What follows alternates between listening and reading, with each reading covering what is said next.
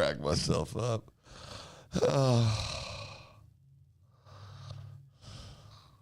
got graphics this week? We've been doing all week.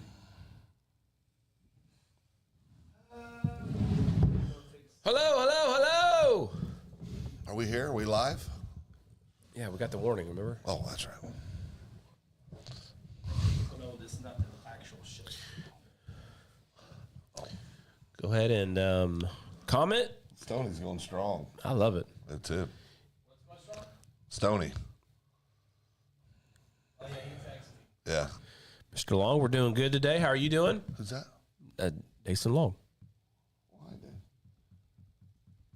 So we are live. Okay. I got a bad piss problem. I know, guy. He's been promoting a lot here lately. Yeah. Mr. Fields, how's it going? Wait, Mr. Fields is here? Early. Larry. On time. We have a whole segment for you, Larry.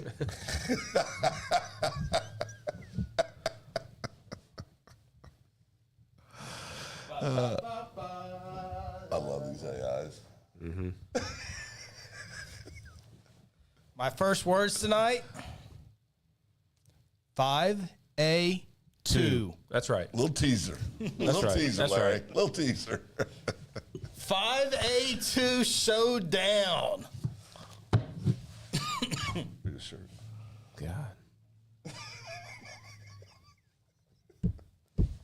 Oh, we got Grant Oliver tonight early on. Yeah, he's early.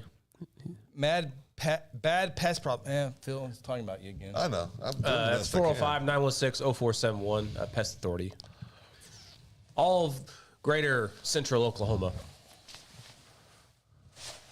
Wait, wait, they cover junior high, middle school athletes too?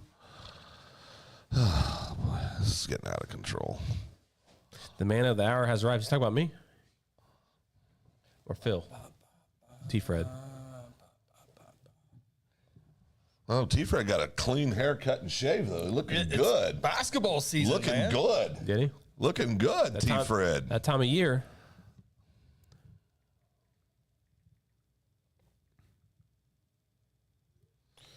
Oh, Price is Right, Grant. You know I'll do it for you. No problem.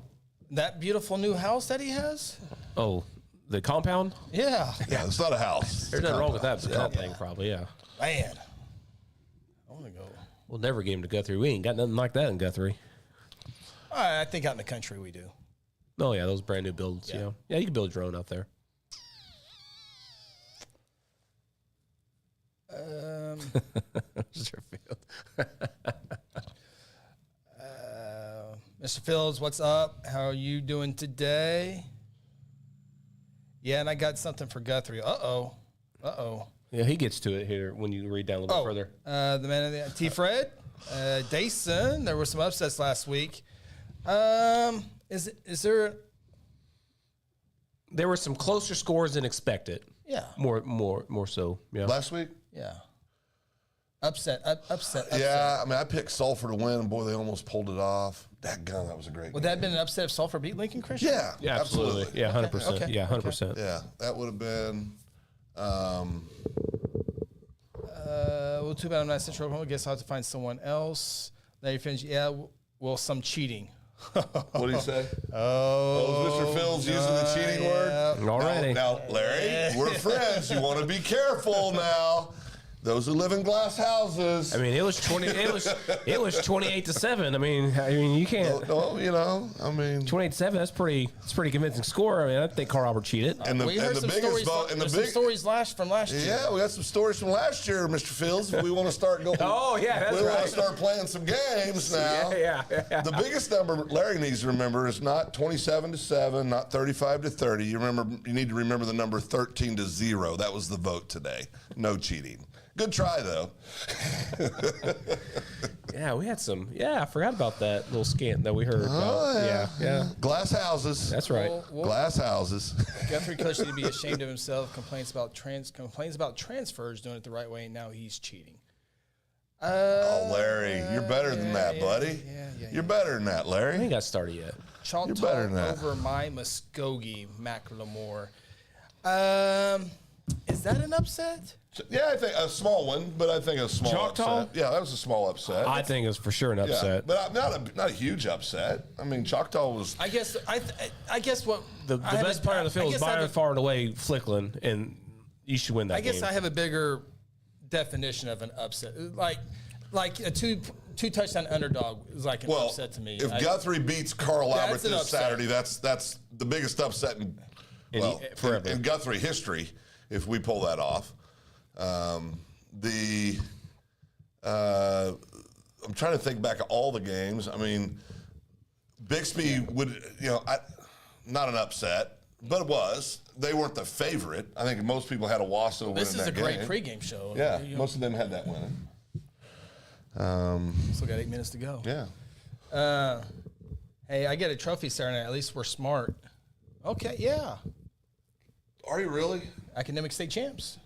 Who does? Duncan, apparently. Oh. Does it mean Grant's going to be there? Yeah, oh, yeah.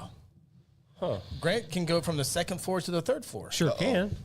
He can come up and see us. Yep. Well, no. It's authorized personnel only. It's a working press box. It's a working press box. No shenanigans. I got you, Grant. You come in and say hi. Chris, shut it down. Chris, all Chris got to do is talk to one guy and he's out. Yeah. He wouldn't do that, though. No, not to Grant. No.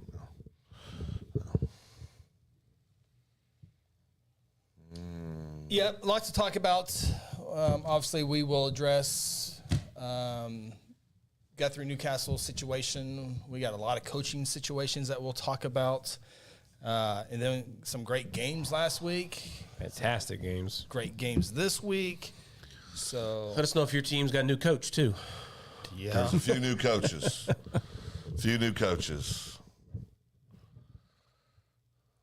Oh, okay. So, it's making a little bit more sense. It's Coach had some bad things to say about his son, nephew, and the quarterback. When last year? Yeah, Oh, I understand the rawness. Son.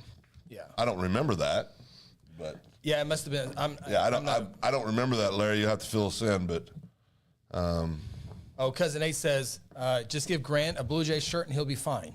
oh yeah, To get up in the press box. He has one already. He's been on our sideline before. well, we Ryan were Oliver? talking about it. Yeah. I mean, I can't wait to see how many coaches are on the sideline this Saturday. McElmore said Guthrie did beat a Booker T team with 3 NFL players. Yeah, we talked about that. We just talked about before that. we went on the air, Mac. There were some dogs on that 0-2 team for Guthrie. We had some cats on that team. we had a few Division I kids ourselves on that team, and I think this would be a bigger upset than that game. Yeah, I went back and forth. Having 3 NFL players is pretty darn good if you beat them. Well, after they weren't NFL at the time. Eventual, but Well, yeah, but they were just like and the the three. player of the year. But they were Player just of the year like in Oklahoma. But they were just like the 3-headed monster that Carl Albert has right now. They were they were all going to Power 4 schools. They were all doing this. Defensively, not offensively though. Yeah, I'm playing the other side a little bit, but I'm just. Listen, there's an argument for 0-2 being the biggest upset, Oh, yeah. no matter what. But there's also an argument that this would be the biggest upset if you're a Blue Jay fan. Craig, and we're yeah. going to get into these here, so keep these questions coming. But Yeah. Craig Cunningham, how about the amazing season from quarterback Breed Barrett from Washington? Wasn't pretty during the championship game, but what a season. Yeah, Tough Craig, kid. I would say, what a season led by a freshman quarterback. Yeah, I would say, Craig, he did. I mean, he was a freshman in his first state championship game. I think he did struggle, but I think he settled in. He definitely made. Guys. Settled He in. made fresh mistakes the first half. He also made. But he settled down. He played really well. He also made some legit Oh, passes. no doubt. Yeah. I mean, that kid's got ice water. You know what he reminded me of? I have a feeling that's what Brett Favre acted like when he was a freshman. Not afraid. He was fearless. Yeah. Just throwing the ball all over. Came the out early, place. throwing it, yeah. Yeah. And listen, I couldn't agree more. I think as far as an underclassman, for darn sure as a freshman, the most impressive that I saw last week. How about this as a freshman? 12 of 25 for 145 yards. He was sacked twice and Took some big shots. did have 1 interception. And took some big shots. Yeah, 12 of 25 passing. I I know a lot of people that would like that stat line. Well, his counterpart was 10 of 27 with 3 interceptions. Right. Who's a junior? Who's a junior. Yeah. So No, I know a lot of teams would love to have that kid for the next 3 years. Mm-hmm. Washington's going to win a lot more football games with him at quarterback. There's no doubt. We'll talk about this, but He's a good one. I came impressed with Millwood. I knew what Washington had, but boy, I was Millwood. They battled. They did. I thought going into that game, I thought Washington would win by a couple touchdowns. I really did. Boy, 2 great defenses. Millwood's got some thumpers on their team. Boy, that one linebacker, I think his number's 30. His legs are like redwood trees. I mean, just Good way. Larry, you don't have to feel like you don't have to tell us everything on this platform. You can save it for a private discussion. Yeah, I mean, you can do whatever. I'm just saying you don't have to tell us. Yeah, we're playing, brother. Yeah, you know we love you. Yeah. Yes, Larry, I can make a Saturday or a Sunday work after church. Grab lunch sometime. We got a great pizza place in town. That'd be great. We'd love to do that. Yeah, just here from the studio. Not Yeah, too far. would love to do Not that. too far. So. We're going to get started here in about 3 minutes. So this will be a lot to talk about. It'll be a long show.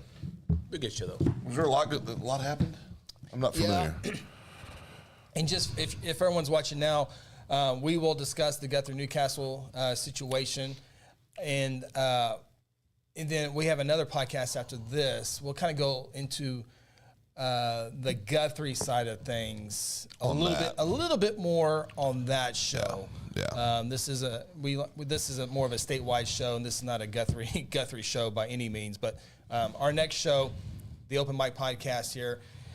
We have Guthrie things on there, but we spread out. But we can go a little bit deeper on the Guthrie side of things. Not necessarily what we'll talk about. We'll dive into everything on the Guthrie-Newcastle, but We basically on that open mic we go as our audience goes. yeah. That's typically how that goes. How about the amazing thing for Coach Jones calling the offense plays in his first time ever offense and coaching career? Yeah, that was put in a weird spot early on, and now we can say Del City played the Carl Albert Titans closer closest. than anybody. 21? 21 points. 21 yeah. points? Yep. PC North in the house. Oh, yeah? Yeah. Well, that's nice. Glad they're back. So we'll get started here. I need y'all's number. Well, yeah. It's always been that way. I guess now you can have In Hester guest coaches 31B. Yeah. Evidently, according to the people that govern the rules, that's a pretty widely accepted practice. But It wasn't 7-6, 10-3. It was it was 13. 13-0. So, but people have their opinions. Grant Guthrie by 50. We need Grant. We need to get Grant a pass. He needs to come up and say hi to us in the press box. Yeah, that's right. I'll get him. I'll get him on the list. I got a couple other passes I got to get out too. So. Yeah. Sorry, my name Jared. is not on the IDF 213. Sorry, my name is off my phone. Hey, Jared. That's Jared. So we got to remember IFD 213 is Jared. Larry, let's go. You left her runner-up trophy on the field. Yeah, I saw that. Yeah, it happens. Yeah, it's in the moment. It's in the moment. I think they picked it up. That trophy is greatly secured right now in Muskogee High School. Yep. That's and I think when you're in the moment and there's cameras running, Yeah. man, everybody's got you got to give a little bit of grace. A little bit. know? I agree. I mean, I agree. It's not the best look, but you just got to give people grace sometimes. Man. Millwood missed some opportunities in the first quarter. Hey, Tony Wilson. Yeah, we're going to get to that in here in a second. Chris Frost, how is the home visitor decided for the final? Elgin's the visitor. I don't know if we should give out the secret of how that is. Yeah, it's a pretty big deal. Let's see, Elgin. Oh, yeah. 601 push button. Oh, Ronnie's bossing people around. You got somewhere to be? I'm executive producer. Oh, sorry.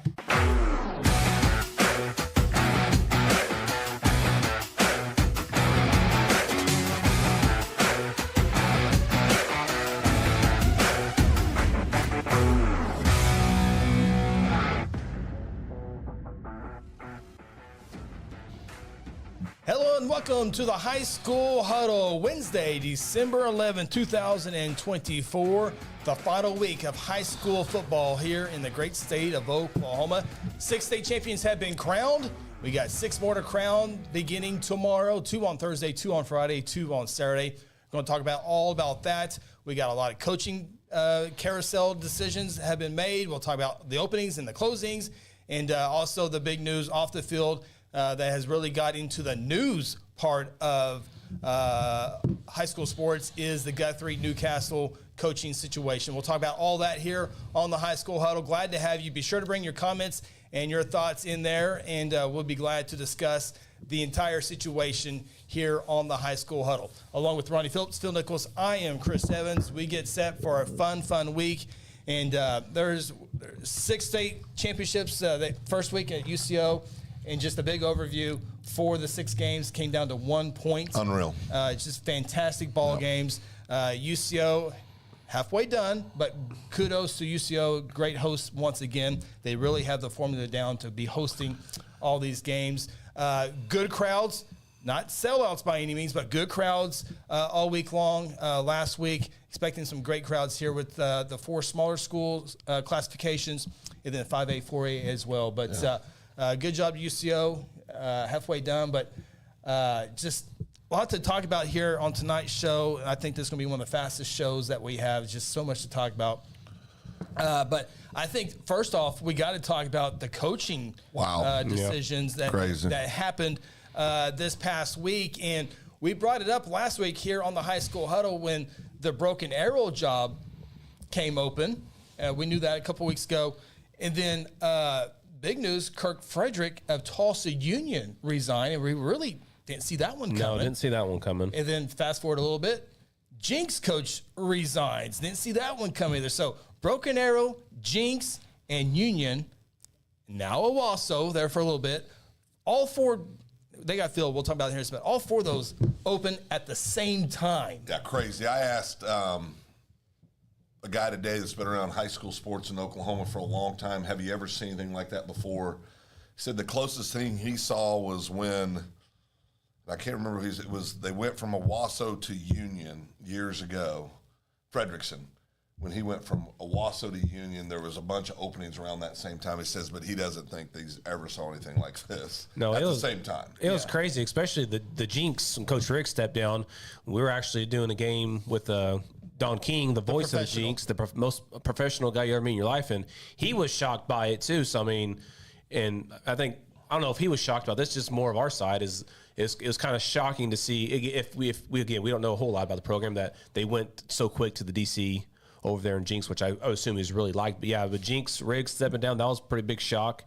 And then this how kind of plays we talked about last week who we thought would go here. I mean, we pretty much nailed that, and the only thing we really didn't get was probably the Jinx because that happened so quick and we didn't have time to even discuss that. Yeah, the same press conference where Coach Riggs stepped down, they hired the defensive coordinator at that spot, so they didn't even really search. So they must have a lot of confidence in that DC to lead them. I mean, if he's a DC for Jinx, he's obviously a good coach, but there's good coordinators, but as a coach, it's a different animal that you have to take on more outside of just coaching that they have to handle there. So that quickly closed in. With Coach Frederick resigning from his coaching spot, we'll see if he stays out of coaching or not. I know there's rumors that he might be interested in some jobs in the Arkansas area.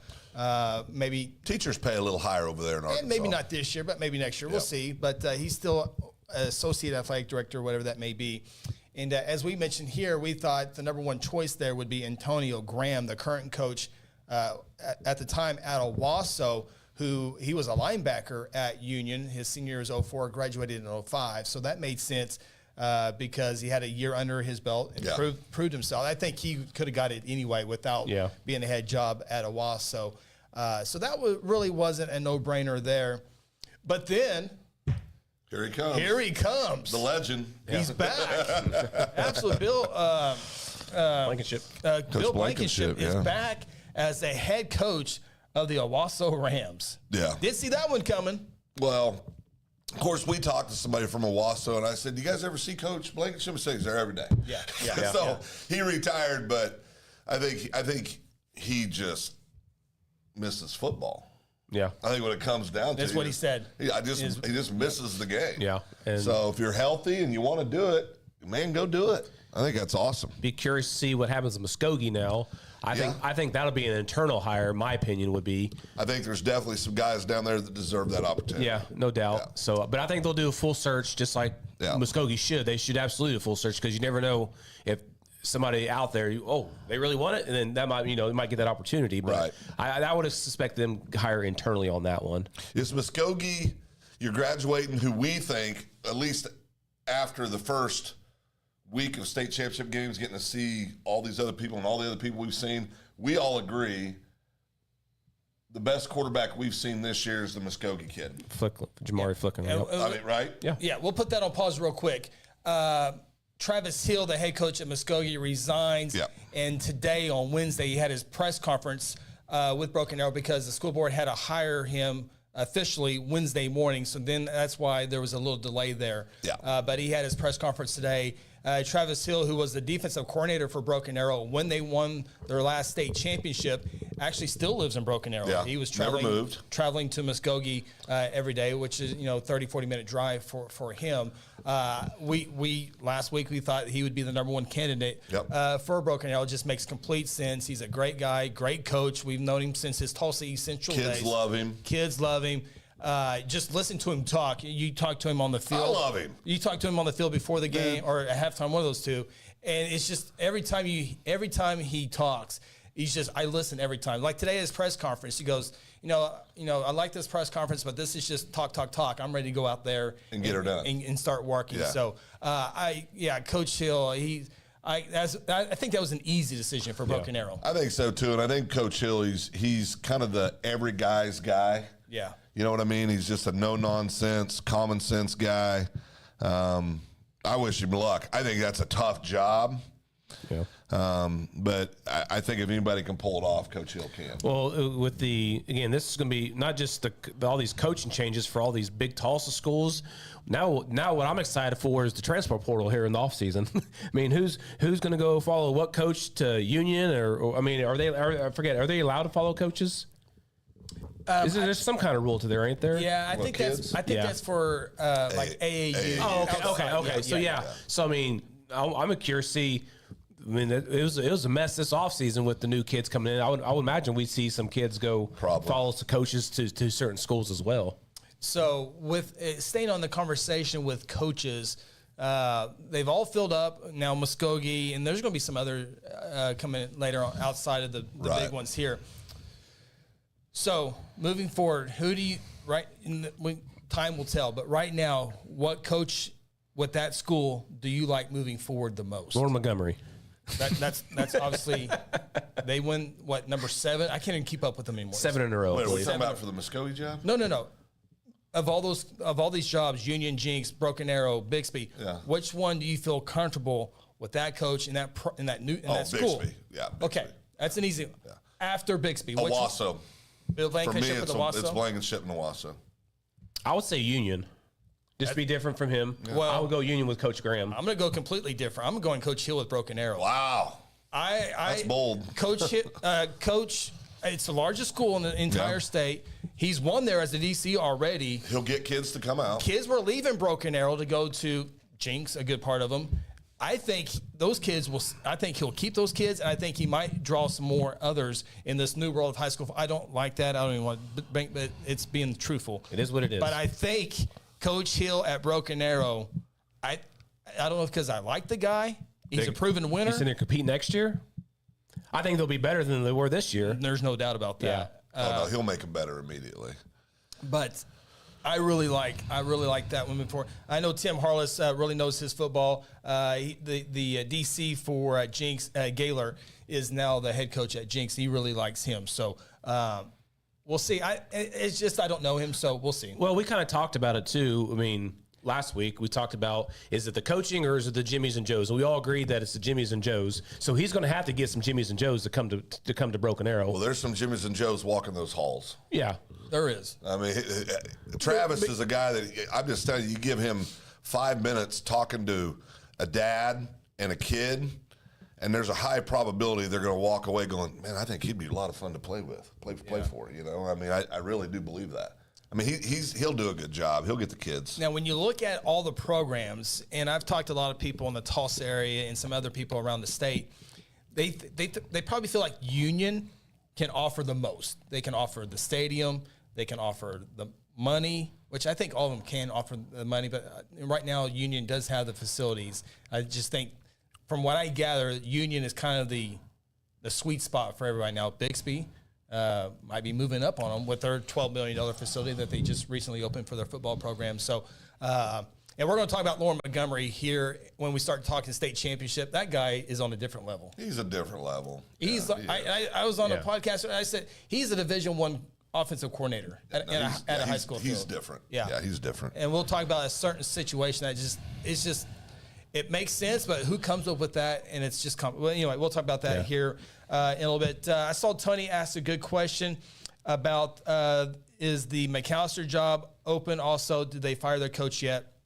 No, that one. I think they're letting the due process. Yep.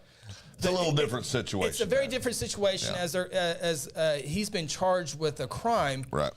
And so, but that's a good question. If you're McAllister, are you going to have it? You let the due process work out. If it doesn't work out, you're going to have an interim coach. Yeah. Do you wait? I mean, I think it's a tough situation. I mean, I don't know how personnel and those decisions are made, but it puts them in a weird spot. If you're McAllister board, the superintendent, you're probably asking him if he would resign. Yeah, you're asking, you're seeing if he would be courteous enough to get the black eye out of the program. And he's saying no, and turn your resignation. Obviously, he's saying no. Right. Which I think if he knows he did it, then he needs to resign. Obviously, just to save face for the program. His son plays at McAllister, so so we'll see how all that changes out. But very interesting. I was, okay. They fill that spot and they fill in Bill Bank. That one really just whoa. Yeah. So it's all interesting. So we'll see how the other jobs play out. If someone takes the head job in Muskogee as a head coach, then that fills up opens another spot. So anyway, that was a fun little spur. Crazy. It was a head spinning 72 hours. Definitely was. So. I think we probably need to take our opening timeout here. We are presented by our good friend Red River Roofing. We also have our great sponsors as well. Take our opening timeout. We will talk about the Guthrie-Newcastle situation that unfolded late. It came out late Saturday night, about 11:15 or so, around that time. So we're going to talk about that. I was at the OSSA board meeting today. Have some details from that. We're going to have what we have. I know you have a lot of comments as well, where I have those as well. Then we're going to definitely talk about some state championships, what great games we had, and coming up this week as well. So we got a jam-packed show here on The Huddle. We are going to take our opening timeout, come back with more here on the High School Huddle. At home, the office, or your commercial building, you want a professional roofing contractor you can trust. Red River Roofing Siding and Windows has been the Oklahoma leader in residential and commercial roof repair, maintenance, and replacement for over 2 decades. Partnering with the best manufacturers to offer the best roofing systems with the best warranty protection and the best financing plan in the industry. Avoid the high volume of underqualified, untrained contractors and call Red River Roofing Siding and Windows today. Today I'm sharing Golden Chick with the world. Are you ready to taste Golden Chick for the first time? 100% tenderloin. That's where the golden tenders come from. Marinated for 24 hours. It is amazing. Then we also got the rolls, made fresh. It feels like they were just baked. You know why it feels that way? They were. Every time I go, I love to get extra rolls, so I love it. We are being kind of photobombed right now by the one and only Clucky. Have you met Clucky the chicken? Don't get too starstruck. He's just a regular guy. One taste, and you're golden. Golden He's on Tender. That's like a chicken dating app. Sometimes you need immediate care and can't get in to see your doctor during regular hours. With Mercy Convenient Care in Guthrie, you can walk in without an appointment and get the medical attention you need at a lower cost and with shorter waiting time than your local emergency room. The Mercy Convenient Care is located at 2919 South Division. For any concerns, call 405-282-6301. Services are provided by Mercy Hospital, Logan County. Choose Guthrie. Choose Mercy. Exxon was founded by two combat-proven veterans to help businesses grow from mediocre to exceptional. We know from experience that your culture and trust throughout the organization drive superior performance. Most business owners focus on the urgent rather than the important. They are just struggling to survive. The team at Exxon helps owners identify challenges, build solutions, and focus on growth. Do you trust your team? Does your team trust you? If not, we can help. We are Exxon. Hey, you in the third row. Yes, you. When was your last dental checkup? Dr. Louis Turney and his staff provide dental care in a fun, relaxing environment. Still not convinced? Prefer to sleep through your appointment? No problem. We can do that too. Our staff can ensure you have a relaxing experience no matter what. Got kids? Hey, so do we. Come see what all the moms are talking about. Our kid-friendly staff loves to provide care to even the tiniest of teeth. Give us a call today. We've got the whole family covered. Give Dr. Louis Turney a call at 282-7600. For centuries, it was a windswept prairie until the run of '89 saw settlers scramble for land and life in a newborn town as Oklahoma's territorial capital, Guthrie. Bank First is loyal to the preservation movement that reclaimed Oklahoma's first state capital. And we're loyal to the banking legacy born at the corner of First and Oklahoma streets. Bank First. Loyal to Oklahoma. Loyal to you.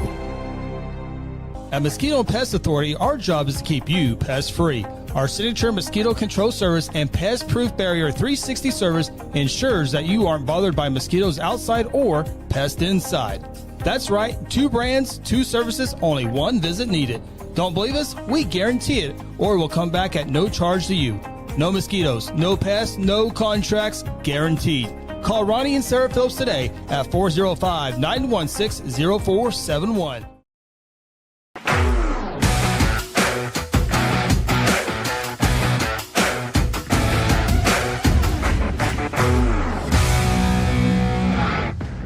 Welcome back. High School Huddle. Wednesday night, December 11th. We got to find out, Ronnie, Phil, Chris, are we doing a wrap-up show next week or no? Oh, I'm so wrapped up right now. I'm exhausted. Got to have a wrap-up show, Absolutely. Right? Player of the What year. day are we doing it? Well, same night, Wednesday night. Oh, yeah, okay. Sounds good. All right. We'll see. Okay, sounds good. All right. Welcome back. Glad to have you on the show as we get ready for 6 state championship games beginning tomorrow, 1 o'clock and 7 o'clock.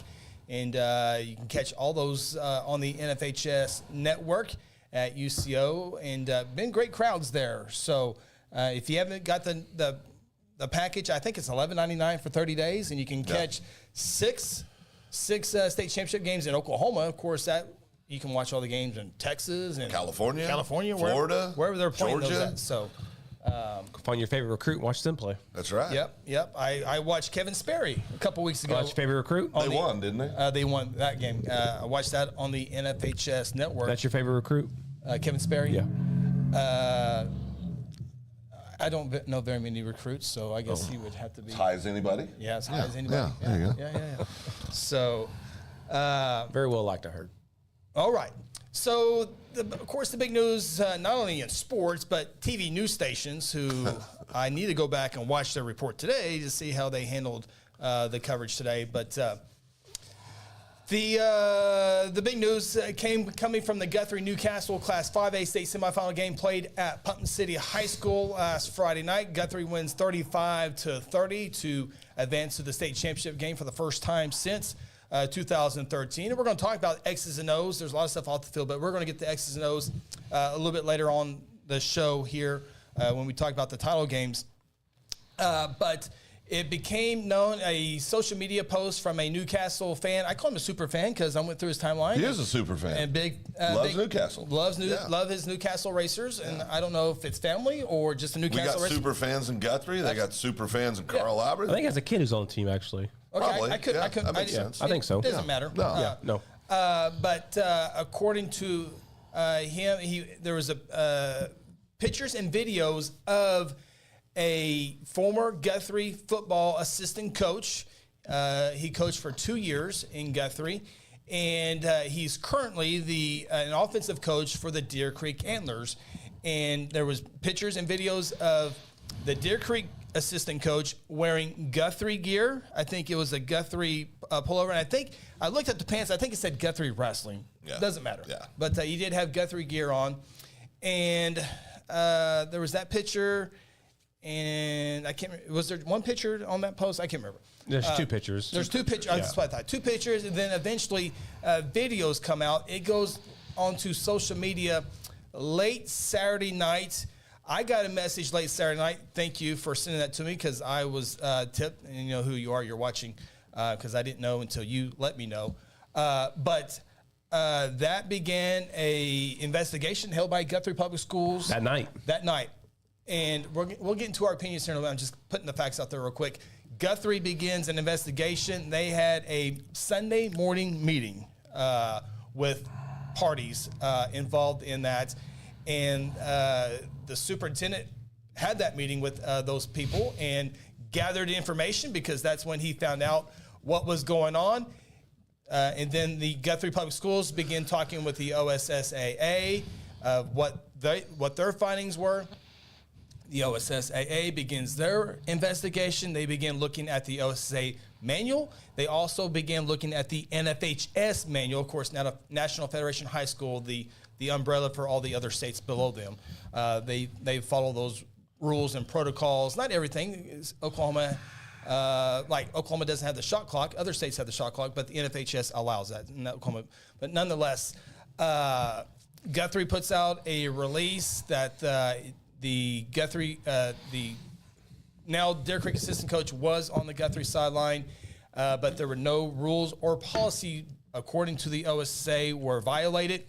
The OSSAA comes out with a release on Sunday saying the same thing, that no rules or policies were violated and that it was a Guthrie personnel issue from that point forward.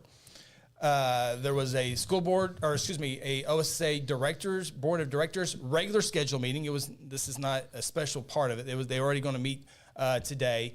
They discussed that today, and we can kind of get into the details a little bit because we got other things we need to talk about on this situation. And I guess this is where we start having our conversation here, Phil. When I first heard that or saw the post, I thought, well, that does not look good.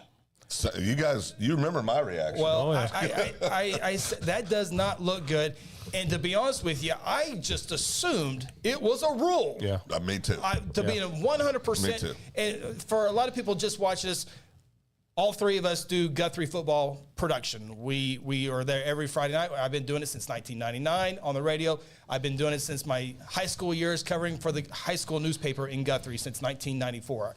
So with that disclosure, but we also have the principle of being honest here on this show as well. It put us in a weird spot a few times, but say the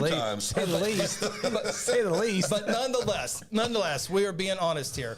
I just assumed it was a rule. Yeah, and I started thinking of all the this is not going to be good. This is bad. This is moving from the sports section to the news section on Guthrie News page. I wake up at 2:11 in the morning because I went home. I was wiped out. I was asleep when you sent the text out. I don't see it. I wake up at 2:11 because I'm old, go to the bathroom a lot. Right. And I looked at my phone. I saw I had some text, and I'm going, what? Well, now it's 2:11. I can't call anybody because I'm thinking y'all are in bed. Found out later you weren't. I could have called. But I was reading the OSSA football manual. Yeah. That's very fun to do at 1:30 in the morning. But then, so I don't actually find out until the next morning in our group text. And Ronnie says, any new developments or any new whatevers or something in our text. I remember, and I said, okay, guys, what happened? And that's when I first found out about it. You guys remember my reaction? I was pissed. Yeah. I mean, I was upset. Mm-hmm. And I was upset because I thought it looked bad. I thought it broke a rule. I thought it broke a rule at that time, not knowing. And I think that's the big problem we've got right now. And matter of fact, I know it is because I'm seeing some of the comments on the thread where people, I agree with everybody that says it's a bad look. Yeah, well, I agree with that. Just to interrupt you a little bit, that. Dr. Simpson, the superintendent of Guthrie Public Schools, spoke in front of the OSSA board of directors. He's not on that board anymore. Yeah. He told the board of directors it did not look good. It had a bad look. I can't remember exactly. I would have to look at my notes. But he said it didn't look good. And I 100% agree. I said that at the very beginning. It does not look good. Still, to this day, doesn't look good. Still doesn't to this look second, good. it doesn't look Yes. good. And so we've never, I see all the comments. I see people. You gotta be easy with. Yeah, you gotta be easy with comments. They use words that are I guess trying to be inflammatory when you attack coaching staff's integrity or stuff like that. All I'll say is just be careful. A lot of people make decisions every day not to call people out that they could. Yeah. And this is one of those moments. But I think it's real important that everybody understand that we all think it looks bad too. Absolutely. It looks bad. The superintendent of Guthrie Public Schools said today at the OSA, it's a bad look. Now, so set all that aside for a second, and let's think about this. The question is, was there any rules broken? Or policy. Or policies broken? And the answer is 13-0, no. Well, after the OSSA staff investigated and said there was no rules about David Jackson, executive director, has been doing it for 29 years. Says first time it has come up, and that the rule that Newcastle is sharing, I forget what I should have 16-2B. I can't remember whatever it is. Was going with that, and News 9 went with it as well. Wish they would have done a little bit more, but that pertains to student athletes. But it had personnel in there, and they were trying to lump all that together. And the penalty, if they had screenshot it a little bit further, the penalty is aimed towards student athletes. It's not toward coaches or personnel. So there was nothing there for the OSSA. Now you can. There's 50-50, like it or don't like it. And you can, I understand you not liking this decision. I get that. Yeah. But there was no rule or policy violated. And we'll talk about looking into maybe adding that. But it gets real tricky. I can tell you, one of the board members, board of directors for the OSSA, was a former coach. He said, I've had coaches on my sideline. I've been on other sidelines. And we've heard that many, many times as well. And it kind of gets into an area of if two basketball coaches are talking at the mid-Dale tournament and they have another game on Tuesday, they might be swapping ideas on how to beat the full court press on Tuesday night. But now I understand the looks of, if he's on the sideline, it looks different. But there's also been coaches, and it's got to be careful because there's been other coaches that have been with other coaching staffs. Well, guys, there's comments in here in the thread. Literally, there's one right here that says, my son, let me do this here. I want to read this because I want to get this right. And another thing, as you looked at another thing that has come up is the headset. He didn't have a headset on. Yeah, I was not at the game, but I had multiple people that would be 1,000% honest with me, and they would not lie to me. But did not have a headset on. And Dr. Simpson today told the board of directors that that the Deer Creek assistant coach had not been to any practices. Right. And this is the first game that coach has attended since leaving Guthrie. And that makes sense because Guthrie hasn't made it this far in some years. Correct. That's so this was the first game that he attended to. And I didn't say this at the beginning because it's a personal deal, but Dr. Simpson did say at the OSSA board meeting that this Deer Creek assistant coach who coached at Guthrie is best buddies with a couple of Guthrie guys on the team. And so coaching staff. Yeah, best friends. Best friends, buddies. I'm not saying that makes it okay if you don't like. Yeah, if you don't, you're not going to like it. No matter. There's nothing that's going to say change anyone's opinion. And we get that. We absolutely get that. I completely get that point of view. But I want to read this. It said for all the Newcastle crap, FYI, it happens. He said everywhere. I don't believe it happens everywhere, but it happens a lot of places. Yeah. My son had a coach from 2A come in for 3 of his 4 years in the 5A playoffs since his team wasn't in the playoffs. I know of a coach that was a 3A team that was in the press box with a team, a higher class team, the night they won the state title. I know of coaches from all over this state that have had other coaches on the sideline. And this is the key thing. We don't have to like the look of it, and I agree it's a bad look. It doesn't break a rule. Now, I think there will be a rule change. Maybe. I don't know. It's hard to manage. Yeah, we can talk about that. Yeah, Because it is hard to, how are you going to police that? How are you going to police 400 How are you going to police that? But there was no rule broken. So everybody that keeps talking about, lack of integrity and lack of this and cheating this and doing this. There's still be opinions. It's okay to have your opinion, but just be careful what you're saying. Now, like Chris said, we work the Guthrie games every Friday night and have for years. I've had different kids play for the Guthrie program. Ronnie and Chris both grew up in Guthrie.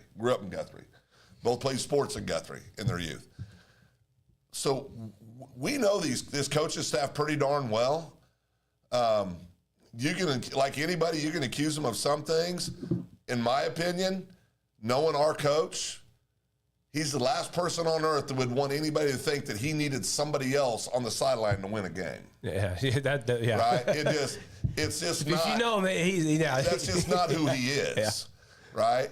I think we have high integrity coaches at Guthrie. And listen, we don't always agree. Correct. That's correct. I mean, it's not like we're having Christmas dinner with any of these guys, right? But I just want everybody to kind of remember there were no rules broken. There's no rules broken.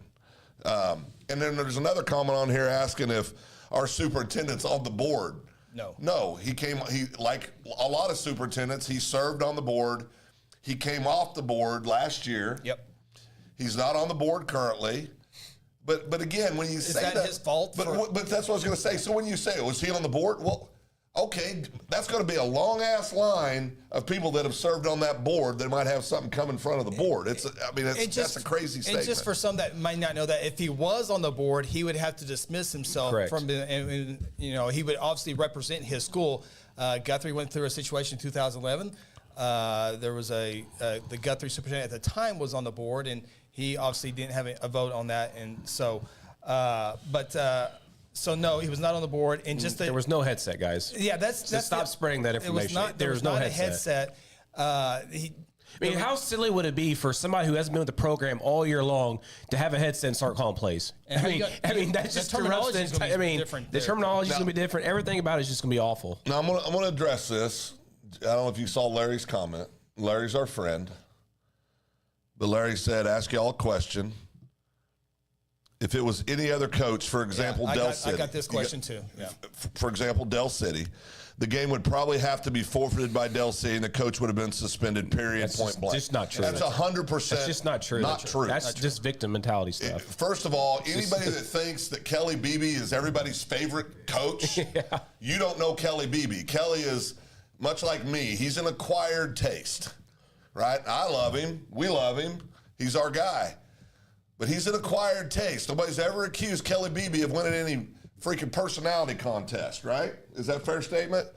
So, and there's not some special treatment being given to Mike Simpson because he served on the board like a bunch of other administrators do in the state of Oklahoma. There was no rule broke, guys. There's no rule on it. You guys, I think people are letting their emotion get caught up into the reality of what's going on. I mean, that's just my own personal opinion. And if you don't like Kelly Beebe, if you don't like Guthrie, if you don't like that, it's going to add more fire to your belly for that. But just going back, he did not have a headset on. I had that confirmed from people I 1,000% trust on the sideline. The superintendent of Guthrie Public Schools had a meeting with all of these people on Sunday morning. He got the answer, and the superintendent of Guthrie Public Schools went to the OSSA board of directors and told them he did not have a headset on. So you can say everyone's lying to fit the narrative. Yeah, exactly. He did not have the headset on. So, but Larry does have the greatest comeback ever. I can break it down. There's 10 headsets given out. 9 high school Guthrie coaches had it, and a junior high coach had a headset on. So just go into that there. Larry had the greatest comeback ever. Maybe on the play sheet is what made it look bad. Yeah, the play sheet did make it look bad. Looked awful. We all agree. Terrible. We all agree. But let's say this. Let's say he did have a headset, and let's say he was calling every offensive play. It's still not breaking a rule. There's no rule against that. It's true. So you're focusing on the wrong thing. That'd be really bad. Yeah, everybody's wanting the OSA to punish Guthrie for, and that's the other thing. You know what litigation would happen? The superintendent for Newcastle stated today, we're not asking for them to forfeit the game. She said that. Yeah. They wanted sanctions against Guthrie, right? Well, how do you sanction a coach if there was no rule broken? Yeah. I mean, it's so let's just quit that. Well, the play, because I agree, it looks terrible. Yeah, it looks bad. But there's no rule broken. Everybody, all the fans in the stand could have had a play sheet if they wanted. I mean, it's just. Yeah, it's definitely been a conversation, and the board of directors today said we need to look into this gray area. And the superintendent for Jinx Public Schools, highly intelligent superintendent, Butterfield, Dr. Butterfield, I think is her name. I'm very, very impressed with her.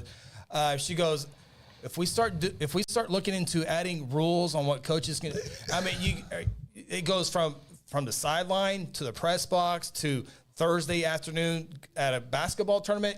When can you talk during the summertime? I mean, we're going to get these agents you can have the perfect rule. You can have There's about 8 of them on here that look like they'd be good at it. Hold on. You can draw up a perfect rule. Now, you got to govern it. Who's going to govern that? I mean, for these situations come up every so often. It was someone rats somebody out, and another part of this, a Guthrie alum. Turn this over to Newcastle fans. Not going to get into that part. That's the open mic podcast after the show. Listen to that one. That will be a different topic. This is the tame version. This is a statewide show, a high school show, but this is a high school topic. We'll get into the Guthrie side of things. I want to say this too. And I'm not going to say his name, but you can read the comments. And the reason I'm not going to say his name is I don't have permission to say his name, but a father of one of the players on the team, and I know what everybody's going to say, well, yeah, what's he going to say? Said the coach didn't say a word. We know who this guy is. This guy wouldn't lie about that. If he had said a word, he just wouldn't say something. So what I want to stress for this is, the last thing I want to say about this is this. If you know Kelly Beebe or this staff, you know that they care about these kids. And this is my last thoughts. Who I feel bad for are the kids. I feel bad for the kids. You know who feels worse about this than anybody for the kids? The coaching staff. This coaching staff for the Blue Jays, like I said, you can say what you want to say about them. They care about these kids. They try to do the right thing by these kids. I've seen this coaching staff make decisions for kids that, in my opinion, was detrimental to the team because they were trying to save a kid, trying to help a kid, trying to give a kid every opportunity in the world. This coaching staff would never do anything that would jeopardize those kids' opportunity to play in a state championship game. You can disagree all you want. I know this coaching staff, and that's a fact. There's nobody that cares any more about their kids than this coaching staff in Guthrie. So I'm going to take my Homer hat off, and that's all I got to say about that. I think for the perfect rule that Chris talked about, you can have the perfect rule. It's going to be just like trying to kind of there's a rule against recruiting in high school. You can't govern that. Yeah. There's a rule. Is there recruiting that goes on in high school football? Oh my God! Gee, I wonder if that happens. Not everybody does it, right? Not everybody does it. But there's a rule for it. I mean, but how do you govern it? It's not going to be. You can't govern something like that. And at the end of the day, that play sheet hanging off that Deer Creek assistant coach's waist. The one picture I saw looked like a Waffle House. It did look like a Waffle House. It was menu, the one I saw. But that play sheet, because I keep everybody talking about, and I agree, it's a bad look. That didn't stop the Newcastle offense in the fourth quarter.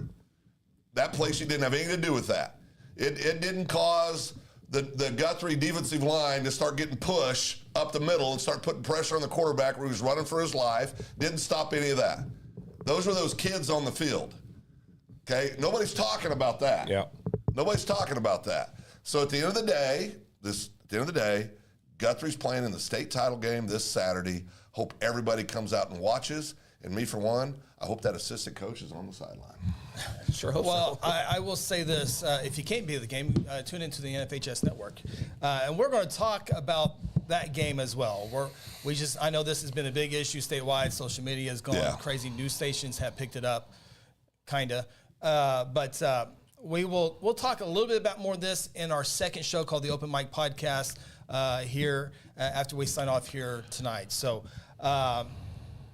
just, again, some people are going to like it, some people are not. We're just trying to get the information out that happened today. And I know there were board members from the OSSA that said we've had coaches on there. Yep. They said it doesn't look good. They passed the pictures around from all the board directors. They all saw that. So I think we've hammered that one. Have no rules. No rules were broken. Or policies. And the final score was 13-0. That's called unanimous, kids. Yeah. So with all that, we need to take a timeout. Phil needs to go get a breather. A little bit more of this on the Open Mic Podcast here in a little bit. When we come back, we got state championship games to talk about that were played last week and this week as well. And it'll be a fun show. So stay tuned with us. This is the High School Huddle. Mom, Red River's gonna fix our roof. Buddy, it's gonna be easy getting a quote after that storm. Have you seen those roofers? I could get you a new roof.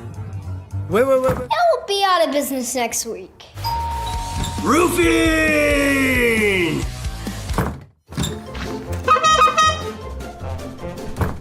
Let's quit messing with these clowns and call Red River Roofing.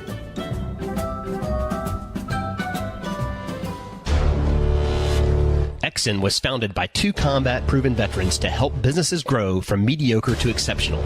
We know from experience that your culture and trust throughout the organization drive superior performance.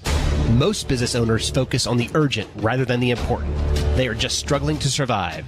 The team at Exxon helps owners identify challenges, build solutions, and focus on growth. Do you trust your team? Does your team trust you? If not, we can help. We are Exxon. Hey, you in the third row. Yes, you. When was your last dental checkup? Dr. Lewis Turney and his staff provide dental care in a fun, relaxing environment. Still not convinced? Prefer to sleep through your appointment? No problem. We can do that too. Our staff can ensure you have a relaxing experience no matter what. Got kids? Hey, so do we. Come see what all the moms are talking about. Our kid-friendly staff loves to provide care to even the tiniest of teeth. Give us a call today. We've got the whole family covered. Give Dr. Lewis Turney a call at 282-7600. At Mosquito Pest Authority, our job is to keep you pest-free. Our signature mosquito control service and pest-proof barrier 360 service ensures that you aren't bothered by mosquitoes outside or pests inside. That's right, 2 brands, 2 services, only 1 visit needed. Don't believe us? We guarantee it, or we'll come back at no charge to you. No mosquitoes, no pests, no contracts, guaranteed. Call Ronnie and Sarah Phillips today at 405-916-0471. For centuries, it was a windswept prairie until the run of '89 saw settlers scramble for land and life in a newborn town as Oklahoma's territorial capital, Guthrie. Bank First is loyal to the preservation movement that reclaimed Oklahoma's first state capital. And we're loyal to the banking legacy born at the corner of First and Oklahoma Streets. Bank First. Loyal to Oklahoma. Loyal to you. Today I'm sharing Golden Chick with the world. Are you ready to taste Golden Chick for the first time? 100% tenderloin. That's where the golden tenders come from. Marinated for 24 hours. It is amazing. Then we also got the rolls, made fresh. It feels like they were just baked. You know why it feels that way? They were. Every time I go, I like to get extra rolls, so I love it. We are being kind of photobombed right now by the one and only Clucky. Have you met Clucky the chicken? Don't get too starstruck. He's just a regular guy. One taste, and you're golden. He's on Tender. That's like a chicken dating app. Sometimes you need immediate care and can't get in to see your doctor during regular hours. With Mercy Convenient Care in Guthrie, you can walk in without an appointment and get the medical attention you need at a lower cost and with shorter waiting time than your local emergency room. The Mercy Convenient Care is located at 2919 South Division. For any concerns, call 405-282-6301. Services are provided by Mercy Hospital, Logan County. Choose Guthrie. Choose Mercy.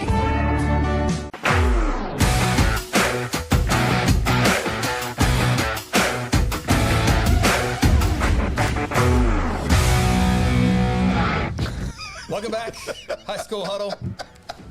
Wednesday, December 11th, 2024, or send invoices, whatever. We, 6 state championships last week, 4 of them in with 1-point victories. Yeah, I was there. Big time. Yeah, big time football games. We were in Claremore for the 6A1 semifinal games. We got the call. Jinx and Owasso triple overtime game. I said that's one of the games that we remember forever. Let alone the following week. It might be the best game ever played. Last a week? state championship game between Bixby and Jinx. That's saying something because that Sulphur freaking Lincoln Christian game was lights out. What about Washington and Millwood? 7-6. No, crazy. But the overtime victory for the Bixby Spartans, Owasso undefeated, favorites to win another one. Yep. Hard to beat team twice. Bixby proves that. It was a back and forth contest between Lauren Roberts. with that. Owasso jumped out to a 14-0 lead in the first quarter, but it was tied 21-21. Bixby scores 3 touchdowns in the second quarter, and it comes down to the fourth quarter, and Owasso gets the touchdown, kick the extra point. Bixby scores on a touchdown, and now what do you do if you're Lauren Montgomery? You go for 1, you go for 2, and Owasso spins a timeout. And so now Bixby, we're in the break. What do we do? Do you go for the win now? Or do you kick the extra point? And Lauren Montgomery had 2 different huddles. He had an offensive huddle and a special teams huddle. And that is elite. That is elite coaching right there. So elite. That is elite coaching right there. That's stupid. That is big time right there. Yeah, that was big time. And so we still didn't know what was going on. Well, the offense comes out. Parker, who he takes He's the holder. With Carson Kirby. He goes out there. He runs in these situations, and they get out there, and they're doing the looks like they're just trying to drum off sides, knowing Bixby has a timeout. Hey, let's try to drum off sides and see what happens. Get a little closer. He does it again. Okay. They just, and then they get up, they move again. Time to roll. Take the snap, goes up the middle, jammed, kicks it to the outside, untouched. Big state champions. If you go back and watch the broadcast, I can hear you in the background going, whoa! It was crazy. It was crazy good. So I want to talk about that because, and this is what I saw online afterwards on the X's. People, of course, were going after Antonio Grant for going forward on 4th and half a yard. That's the right call. It's 100% the right call. It's 100% the right call. You got the best offensive line in the state. These guys, if these guys can't get you in a half a yard, you should win anyway. But what I was most surprised about. I forgot about that play. Yeah. What I was most surprised about is that they found a lot of success in the second half with the diamond formation and the shotgun in the station. So here's one thing I can't stand: less than a yard or a yard, teams going out of a shotgun. Get under the center and go. I mean, they're literally trying to ban the quarterback sneak in the NFL because the Eagles do it so well, okay? Right. But I was more shocked that they didn't go out of the diamond formation where they had a lot of success in that second half to get that. Instead, they had a single back and a guy in motion, and they ran it, and they got stuffed. That's all there was to it. 100% the right call to go for it. I thought maybe they'd have went out of the diamond because they were more successful in that. And again, Bixby shows you why they're Bixby. They cashed in. They scored immediately. Then they go to overtime. Owasso, extra point. You knew Bixby was going for it. I mean, there's no way. Owasso's too daggum good to try to fight with them in overtime. Yeah. This is your one opportunity. You get to go second. You go for the win now. And again, when he came out there with both huddles, I mean, that's just a different level of coaching right there. I mean, it's pretty good. It's big time. Pretty good, yeah. Owasso try to go for the perfect record, come up short in overtime. Now Coach Graham moves on. Coach Blankenship is back there. And Coach Blankenship's going to have a pretty good nucleus coming back. Got to do some changes on the offensive line, but Owasso will be able to do that. Jaden Hall, 202 yards on the ground. Jason Mull, 130 yards on the ground. And then Drew Frankenfield, the sophomore, he's going to be back. He was 7-11 passing for 113. So, we think. In high school football, we don't know who could go to Union. That's true. That's true. We don't know where they'll be next year. Scheduled to come back. He's on the roster right now. But it's just a fantastic game. Unbelievable game. Bixby with all their formations. I thought Owasso did a pretty good job handling a good part of that. But 7 state championships in a row at Bixby. You know who the MVP of that game was? Who's that? The OSA guy who had announced all 375 team members at the end of the game. Yeah. That's a lot of names to call. I think Dallas has the quote of the night. We can go back putting comments on the screen now. Dallas. Either Montgomery's living right or he's made a deal with the devil. He's living pretty good, boys. Living pretty good, yeah. Living pretty good. And that Bixby coaching staff's been together for a long time. And this is what really makes it even more impressive to me, the state championship win. The week before, we called the game in Claremore. They looked terrible. I mean, ugly. I should say they looked ugly. Yeah. Bunch of turnovers, penalties. Yeah. Just nothing was going right. And literally in 7 days' time, they fixed all of that. Yeah. I would imagine it was fixed on the bus ride home. Yeah, I would say you're right. So congratulations to Bixby again. I bet that one. Never pick it against you again, guys. My bad. They're my preseason pick. I imagine preseason Bixby. all those state championships feel different. But I think that one probably feels a little bit different because you're the underdog and the way you win it. Well, Presley was big time too that game. Well, they had 2 losses on the year. Which I think was first time since 2017. Yeah, they had 2 losses. I mean, it was big time. I think this is probably that staff's best coaching This has been the best week of state championships we've had in a long time. We've seen a lot of blowouts the last several years. Yes, we have. But boy, I tell you. Another good one was the 6A2 game between Muskogee and Choctaw. We'll talk about the decision that Coach Hill that he faced late in the game, just like Coach Montgomery faced the same situation. Do you go for a play with your offense, or do you go with your kicker? And Coach Hill goes with the kicker. We're going to talk about that here in a second. But the turning point in this ball game was Beasley had a 29-yard touchdown pass from Ficklin. More on him here in a second. With 3:38 to play in the third quarter, Muskogee goes up 25-7. The ensuing kickoff, Juju Smith of Choctaw goes 94 yards as Choctaw scores 19 unanswered points to win by 26-25. That 94-yard kick return turned the game around. The whole game around. Yeah. So when we talk about the kicker here in a little bit, remember, if you tackle Juju Smith, it might not come back on the kicker. There's a lot of plays that took place before the kicker decided that game. So we'll talk about that here in just a few moments. But Choctaw, Muskogee, guys. Choctaw gets over the hump, and you can tell in the post-game celebration. You tried to interview Corbin 25 times. I got beat up. Yeah, but Choctaw gets over the hump. It was Stillwater. It was Muskogee. It was Bixby. Now it's Choctaw. Well, and Coach Corbin, I'm happy for their staff and those kids. I mean, they've been there so close so many times. And I think that's good for high school football. I like seeing the different teams get in there and put their stamp on things. But Choctaw earned it the old-fashioned way. They just freaking never gave up. Down, like you said, 25-7. Everybody in the stadium was thinking, well, this is getting ready to get out of hand. Yeah. Everybody, including me. I was on the sideline for that game.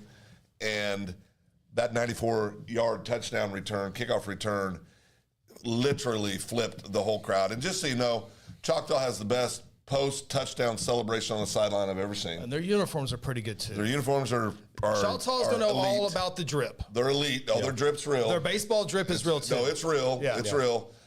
And then Landon Gatson comes in and just shows his dominance with his legs. Yep. Yeah, I mean, just did some amazing things. Ends up being the Academy Sports and Outdoors Player of the Game. Just a junior, big kid. Of course, we've known him for years and years and years. Ran for 2 touchdowns, passed for another touchdown. And ran over people into the end zone. I mean, they weren't phonetic. I mean, those were effort touchdowns by him. Those were Tim Tebow's.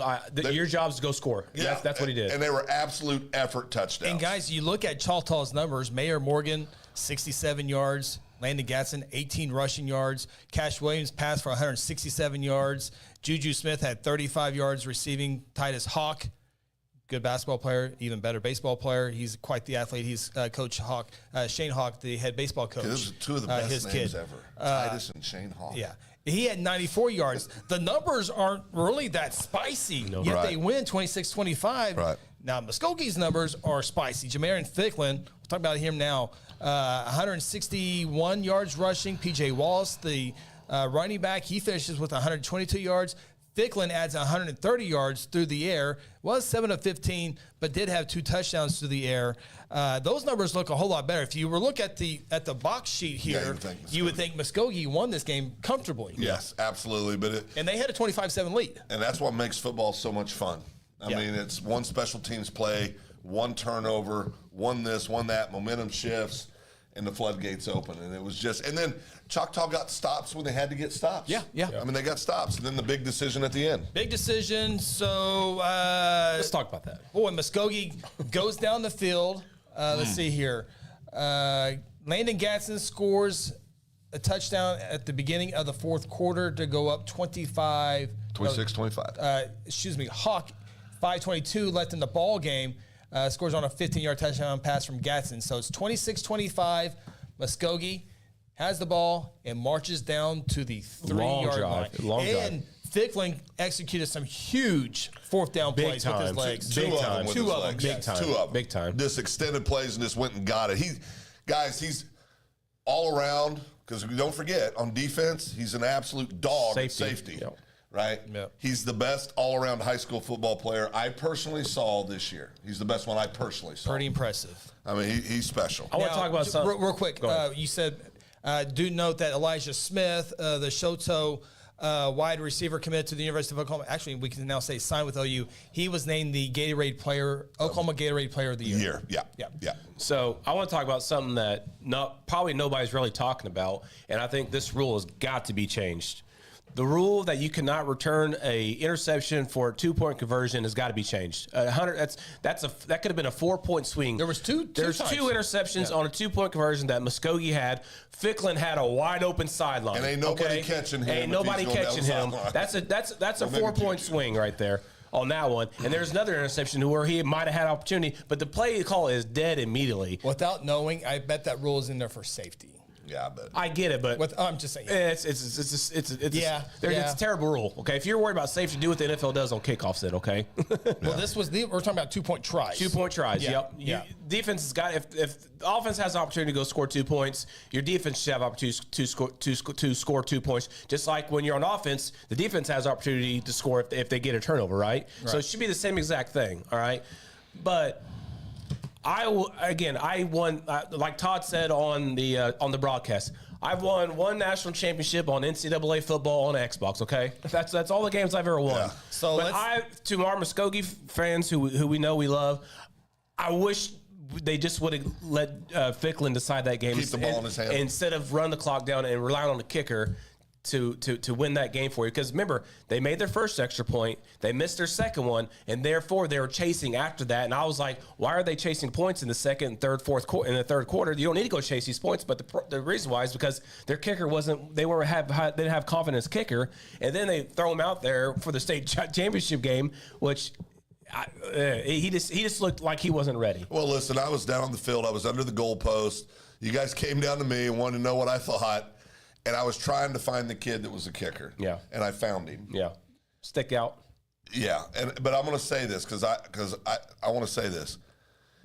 It's so easy for all of us to sit up here and talk about this. 100%.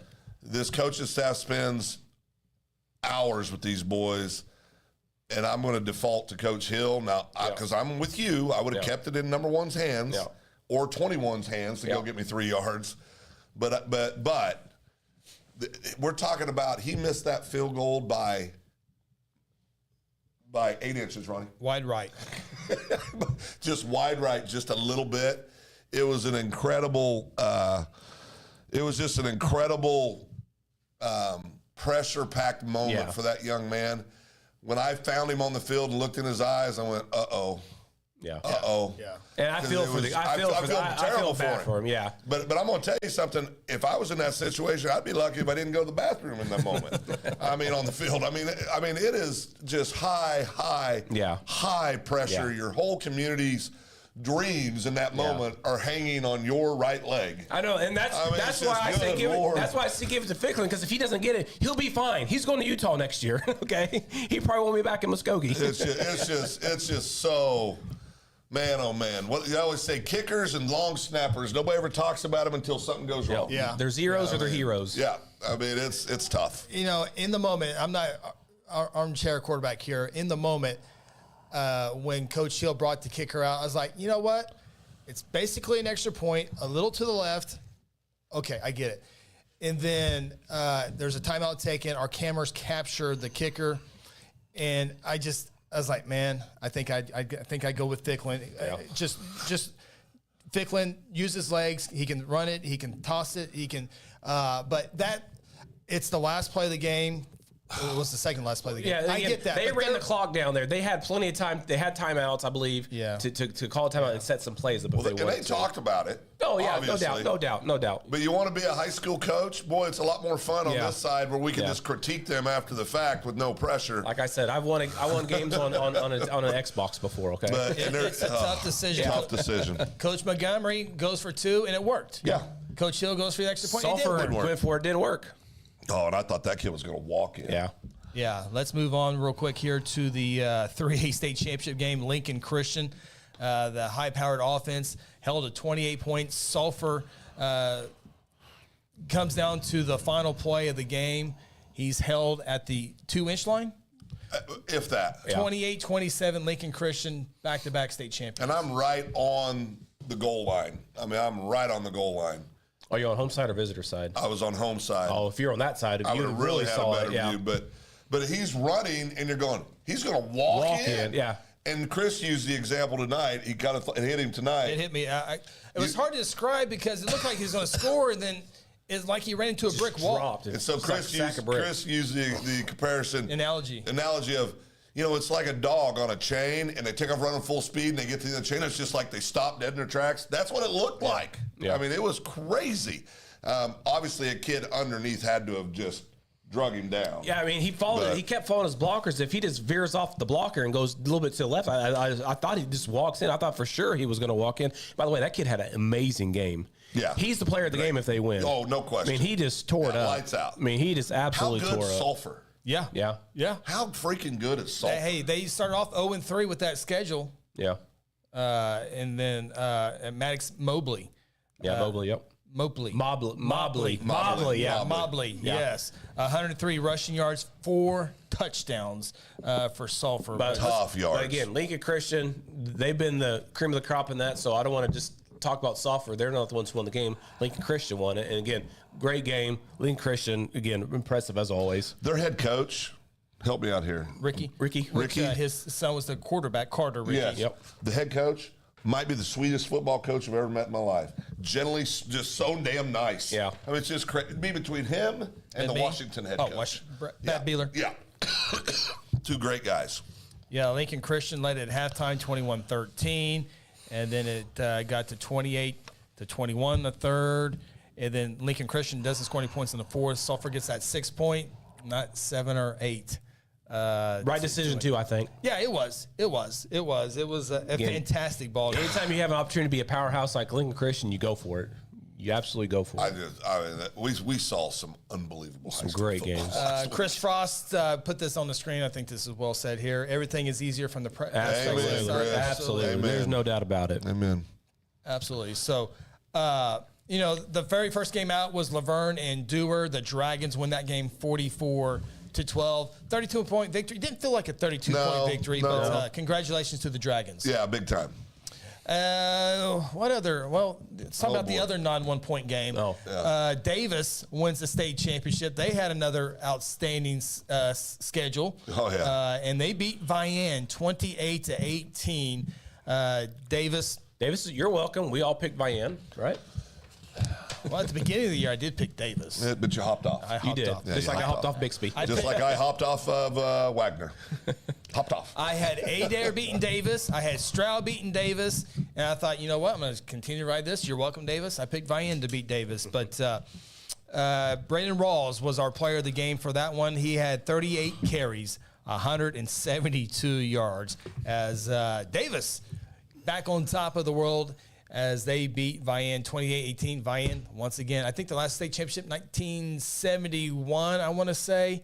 They've been so close. Well, that's so many times. The Choctaw had been in since the 60s. Okay. Since they won a state title. Maybe I did Van Shea get after the Davis reporter who was throwing his hands in the air every time they scored a touchdown in the press box? Oh, I saw that. One final game to get to here before we take a break and get ready for this week's state championship. Someone told me Elgin won. Who's Elgin? We got that confirmed? Yeah, that's confirmed. That's confirmed. Okay. They didn't cover spread, but we'll forgive them for right now. Spread. Yeah, my spread. Ronnie spread. We will talk about those Elgin Owls coming up here in a few moments. I might not pick them this week now. So Millwood jumps out to a 6-0 lead in the first quarter with 34 seconds left to go in the first quarter, and that would be the halftime score, 6-0. You're like, ooh, Washington, 43 at the time, win streak, shut out first half. Washington scores with just under 3 minutes in the third quarter, 7-6, and that would be, excuse me, the final score there. Hudson Howard for Washington, 89 yards on the ground. We talked about Creed Barrett in our pregame show. He's a freshman quarterback. Stud. 145 yards, 12 to 25 passing. Came out, as you would expect, played like a freshman at the beginning of the game, but kind of got his legs underneath him. Threw some darts. When you have Nate Roberts, it's okay. Yeah, Nate Roberts. How about number one? What was that kid's name? How about real quick? Noah Roberts with a couple of those catches. One of them right in front of you. Right, right there. Nate Roberts. Nate the kid who signed with Ohio State. Yeah, on the sideline. He had his Ohio State gloves, receiving gloves on too. You don't realize how big he is till you're standing down there next His to him. arms. He's massive. Yeah. He is and that kid's going to put on another 25, 30 pounds. I think when we look at this class, I think Noah Roberts will have an outstanding. Nate. Quit calling Noah. You're saying Noah. I'm Keep sorry. calling Noah. Nate Roberts. I think Nate Roberts will have one of the best of this class, the best college career. And I think he's an NFL type. Yeah, I think he'd play on Sundays. What's weird about it, a lot of times you'll see kids in like warming up and stuff that are good, but they want to make sure everybody sees them even in warm-ups. Nate's so non-assuming. Yeah. He just kind of he's like middle of the pack in the run out. He just goes about his job. He's so good. 6 catches, 74 yards for Nate Roberts, and he had the lone touchdown for Washington. Only one touchdown for Washington, but it was good enough as Washington now has won 44 straight games. So good. I said last week that it could come down to a kicker, and it kind of did. It sort of did, because Millwood scored their touchdown the first, and obviously they don't have a kicker, so they didn't kick it. They went for 2 and they got beat, but they had plenty of time to score after that. So it kind of did. The kicker did come play, they did trot out like they were going to kick a field goal, 31 yards. 31 yards, yeah. And then they got a penalty, and then they went for it again at the end of the first half. And I thought, well, do they have a kicker? Yeah. All of a sudden, surely they were going to fake it. I had some production notes for our broadcast crews. Like, hey, I talked to a guy who had the state semifinal games last week. They don't have a kicker. Yeah. And I'm telling them that. Then they line up for 31. I was like, oh, boy. This is bad notes, boys. Abort. Yeah, that's right. They got one. Real quick, Turnbull, the Millwood quarterback, 68 yards rushing. He threw for 115 yards. Coach Franklin does an outstanding job with Millwood, and their lines were impressive looking. I think they got worn down a little bit in the second half. They got tired. But boy, Millwood, they just impressed in that game to push Washington all the way. Remember, Millwood needed overtime to beat Marlow the week before. I really thought Washington would have their way a little bit in that game. Kudos to Millwood. Yeah, big time. Congratulations to both teams. Great football teams, and I appreciate Craig letting me know. Number one for Washington is Mason Singletary. Remember, he had some spectacular catches as well. Remember, he made that real acrobatic catch deep down right before Nate scores the touchdown on that drive. Big time catch. You guys are on the home sideline. Big time made catch. a big time catch. People hanging all over him. That's another thing. Millwood had D1 athletes running all over the field too. I mean, these were the battles. Now they were getting after it. Mason Singletary, 5 catches, 69 yards. Had a long catch of 24 yards. Good player. And imagine if Nichols had stayed at Millwood High School. They could have used him. Maybe they're better without him. And Craig brings this up. What's also scary is how fast Nate is, the big tight end. Yeah, the kid can run. He's so athletic. Yeah. I mean, if you're going to Ohio State, you can play a little football. Yeah. I mean, if you're an Oklahoma kid and they come pluck you out. We saw a lot of good players this week, and we saw some of the kids get rewarded over the weekend with a scholarship offer. Congratulations to the Muskogee running back, P.J. Wallace, who got an offer from UCO, I believe, the next day. Yeah. So he had a real outstanding game. And that's a good fit for him, And if you know anything about UCO football, that's a hell of a program and a great fit for Wallace if he decides to go there. I think he fits in there. I think he does too. I mean, that's good for him. Absolutely. Yeah. Always like to see those players stand out and get those offers from UCO. Yeah. It's one of the benefits of having it there. Yeah. I mean, we almost every year we hear a story about somebody getting offered on the field. Yeah. Almost every year. College coaches are all right there in the center, and they can really all cool. go to that place. It's really cool. Yep. All right. So congratulations to all the state champions. We got 6 more games to talk about. We're going to take a time out here on the High School Huddle. When we come back, we're going to talk about those big games this week. Elgin Tuttle for the 4A title. Elgin plays football? Elgin plays football. I didn't know that. Yeah, they're wrestling state champions. They make I the knew baseball that. state Oh, tournament. that's right. Yeah. Now the football team gets a chance. They got a cemetery by their football They field. do I have a don't know if I've ever cemetery. They mentioned do that have a or not. cemetery Yeah. by their football field. Freaks me out a little bit. That is They got you a plot confirmed. there, they said. Well, there's Carl a lot Albert, of them out there. Carl Albert's in the state championship. We knew that way back when they won it last year. We knew that was coming. We knew that, but we didn't quite see the Guthrie Blue Jays playing in that game. And we were going to talk about X's and O's on all these games coming up as the 8-man gets started on Thursday, tomorrow. And we'll talk about that after our third and final break. This is the High School Huddle. At Mosquito and Pest Authority, our job is to keep you pest-free. Our signature mosquito control service and pest-proof barrier 360 service ensures that you aren't bothered by mosquitoes outside or pests inside. That's right, 2 brands, 2 services, only 1 visit needed. Don't believe us? We guarantee it, or we'll come back at no charge to you. No mosquitoes, no pests, no contracts, guaranteed. Call Ronnie and Sarah Phillips today at 405-916-0471. For centuries, it was a windswept prairie until the run of '89 saw settlers scramble for land and life in a newborn town as Oklahoma's territorial capital, Guthrie. Bank First is loyal to the preservation movement that reclaimed Oklahoma's first state capital. And we're loyal to the banking legacy born at the corner of First and Oklahoma Streets. Bank First. Loyal to Oklahoma. Loyal to you. Exxon was founded by 2 combat-proven veterans to help businesses grow from mediocre to exceptional. We know from experience that your culture and trust throughout the organization drive superior performance. Most business owners focus on the urgent rather than the important. They are just struggling to survive. The team at Exxon helps owners identify challenges, build solutions, and focus on growth. Do you trust your team? Does your team trust you? If not, we can help. We are Exxon. Hey, you in the third row. Yes, you. When was your last dental checkup? Dr. Lewis Turney and his staff provide dental care in a fun, relaxing environment. Still not convinced? Prefer to sleep through your appointment? No problem. We can do that too. Our staff can ensure you have a relaxing experience no matter what. Got kids? Hey, so do we. Come see what all the moms are talking about. Our kid-friendly staff loves to provide care to even the tiniest of teeth. Give us a call today. We've got the whole family covered. Give Dr. Lewis Turney a call at 282-7600. Today I'm sharing Golden Chick with the world. Are you ready to taste Golden Chick for the first time? 100% tenderloin. That's where the golden tenders come from. Marinated for 24 hours. It is amazing. Then we also got the rolls, made fresh. It feels like they were just baked. You know why it feels that way? They were. Every time I go, I like to get extra rolls, so I love it.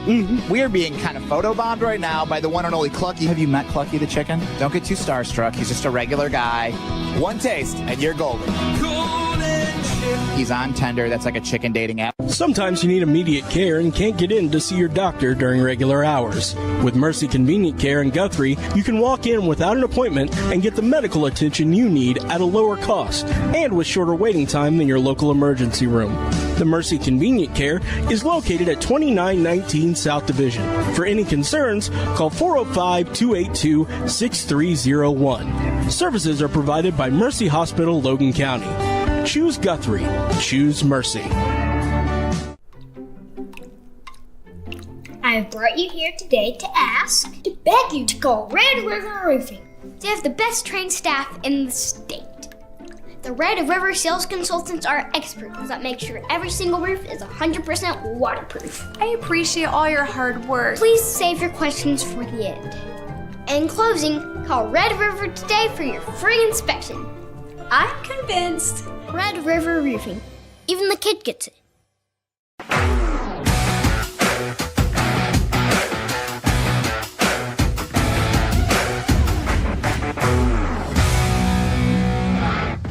Welcome back, third and final segment here on the High School Huddle. So glad to have you here tonight. Lots of great conversation. Appreciate all the great comments. Thank you. And all the opinions, and always great. Stay tuned. After this show is over, we're going to have another show like we do every week. It's called the Open Mic Podcast. And we will, it's a more, I don't know how you would describe it, but it's an open mic. So we'll have that show after this one here. I won't be quite as reserved on the next show. Oh, you're holding back? Well, how long have you known me? Okay. So we will dive into some great topics there. It's not a sports show, but I'm sure there will be some sports Guthrie-Newcastle. Additional talk on that show. Real quick. Let's talk about one thing before we talk about the games. Another thing that came on social media was during the Elgin Wagner 4A semifinal game at East Central University in Ada, a video has surfaced of a student athlete for Wagner tripping an Elgin player, and then later on going after what you can call maybe a defenseless Elgin player. That again does not look good on that young man. I will say this, and I have not talked to Coach Condit, but I'm sure Coach Condit is embarrassed by that. Guaranteed. And does not reflect of the Wagner football program. I don't think it reflects the coaches, the school. I think it's just a young man making a bad decision. Being a bonehead. Caught up in the moment. Caught in the moment. And again, the kid that did the kick and trip, he was on the sideline, was not involved in the play. The Elgin kids just got an interception and they were celebrating, and he just leg sweeps him, kick him down, and then tries to put on some dramatic theater like it was other kids' Was there fault. a flag thrown on that? There was not. I don't believe so. No. So yeah, but yeah, it was. It's bad. It looks bad. Yeah, that was probably the one thing that probably should have been talked about more than. Yeah, that was bad. I kind of forgot about that. I probably should have been segment 1, but again, I know Coach Condit. Is highly. I'm sure it's been addressed. I guarantee you it's been addressed too. Again, I just don't. It's just not a reflection of Wagner. No. Well, and listen, I didn't see the game. I just saw the 2 plays in question a few minutes ago, but. What I do think it's a responsibility of a coach and staff. If you see a kid that's consistently being out of control, you got to get him off the field. Yeah. I mean, you got to get him off the field. Well, they got him off the field, and he's still. You know what I mean? Yeah, I got you. But I mean, well, did the second one? I don't remember which came first. I don't know. I don't know. When on the second video, there's a play downfield, and he's running downfield, and then he goes and tries to take the legs out of a wide receiver that bothers me worse than the leg That's sweep. Nowhere near the play, and that's intentionally trying to end somebody's career. That trying to bothers hurt me somebody. more than the leg sweep. I mean, that could be assault. That could be assault almost. So. Sideline was first. Okay, thank you, Grant. Okay. All right. So want to make sure twice. Yeah, we even got worse. that out there. So, all right, let's get to the state championship games this week. We got more games. We got 6 more to go. It starts tomorrow at University of Central Oklahoma, and the first game will feature Timberlake and Tipton. Both teams 13-0 on the season. This was a game in Class C that we thought would be a state championship matchup. Indeed, it is, as both teams undefeated. Tigers on each side. Ryan was close. They got to the semis. They thought maybe they could be the team that kind of disrupt this state championship game.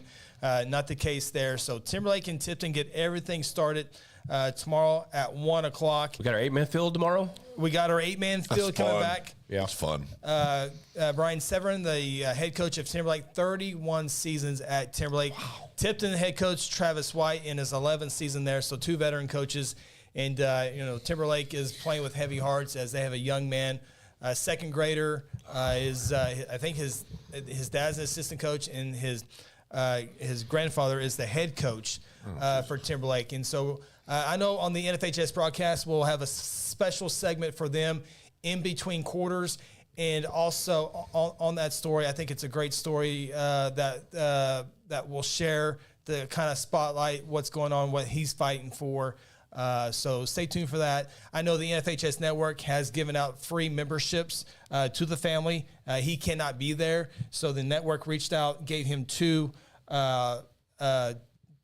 all-season pass, I guess you will, that ends they got the entire year. So we will have that in between quarters. I think it's a sad situation, but we're going to, honor a brave young man. Honor a brave young man. So we'll have that. So I know a lot of things have gone. Kind of makes all the little problems I think I have in life go away pretty quick. Yeah, no doubt. And so he'll be watching from the hospital. So so it's going to be, it's been with them all season, so it's a tough deal there. But Timberlake, 46 points over Mount View Godibo, 48 over Paoli, the Pugs, if you're counting at home, and I know you are.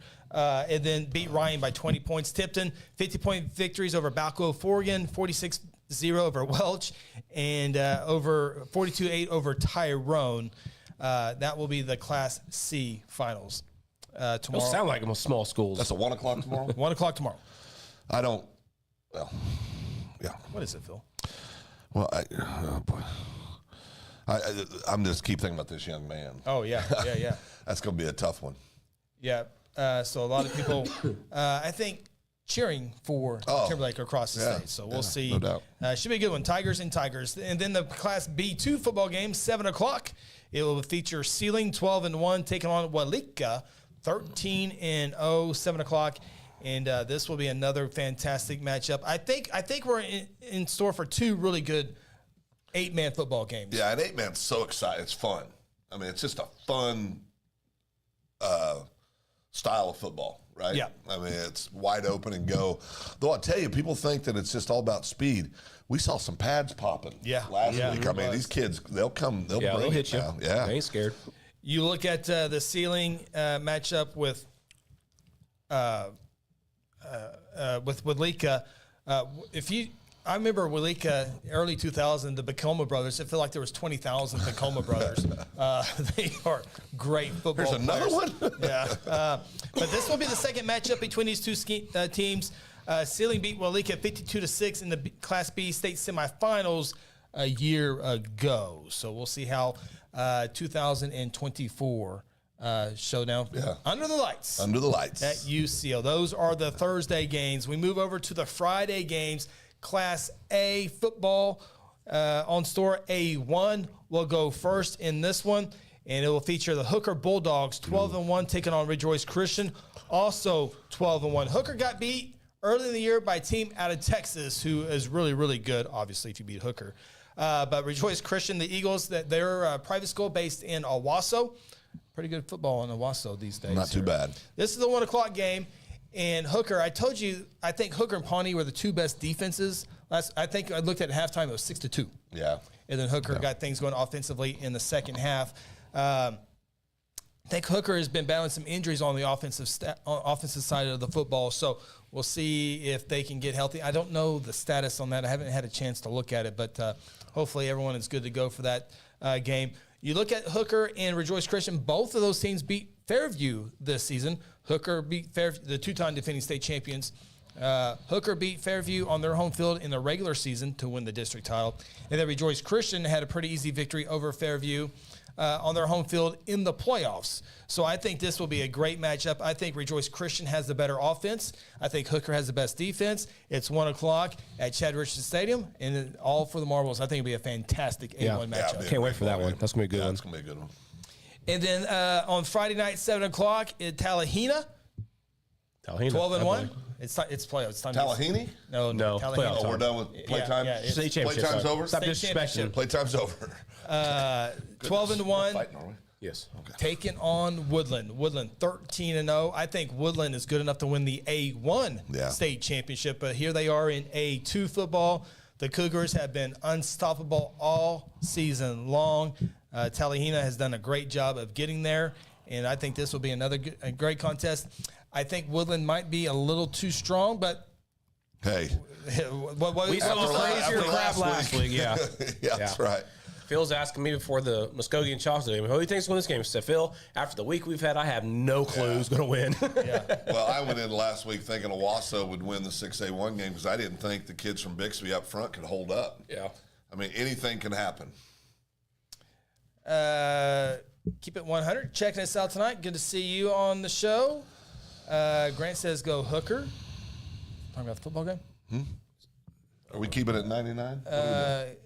Grant says go Woodland. And Dason says, let's go Cougars. There's our Dason guy. There he is. Go Cougs. I knew he'd be go Cougs. Be watching. Go Cougs. So best of luck, Dason. I think your team will look pretty darn good. Yeah. All right, let's get to Saturday's contest. Their game Saturday? Class 4A. Working every day this week. Class 4A state championship game at 1 o'clock will feature the undefeated Elgin Owls, 13-0, up against, I don't know what's going on with me tonight, up against the undefeated Tuttle Tigers, 13-0 in a 4A showdown. Elgin beats Wagner last week pretty convincingly. It was close in the first half, right? And then, part of it, I think. Okay. Yeah, it was. I wasn't able to watch it, and then Elgin kind of separates themselves as they have all season long in the second half.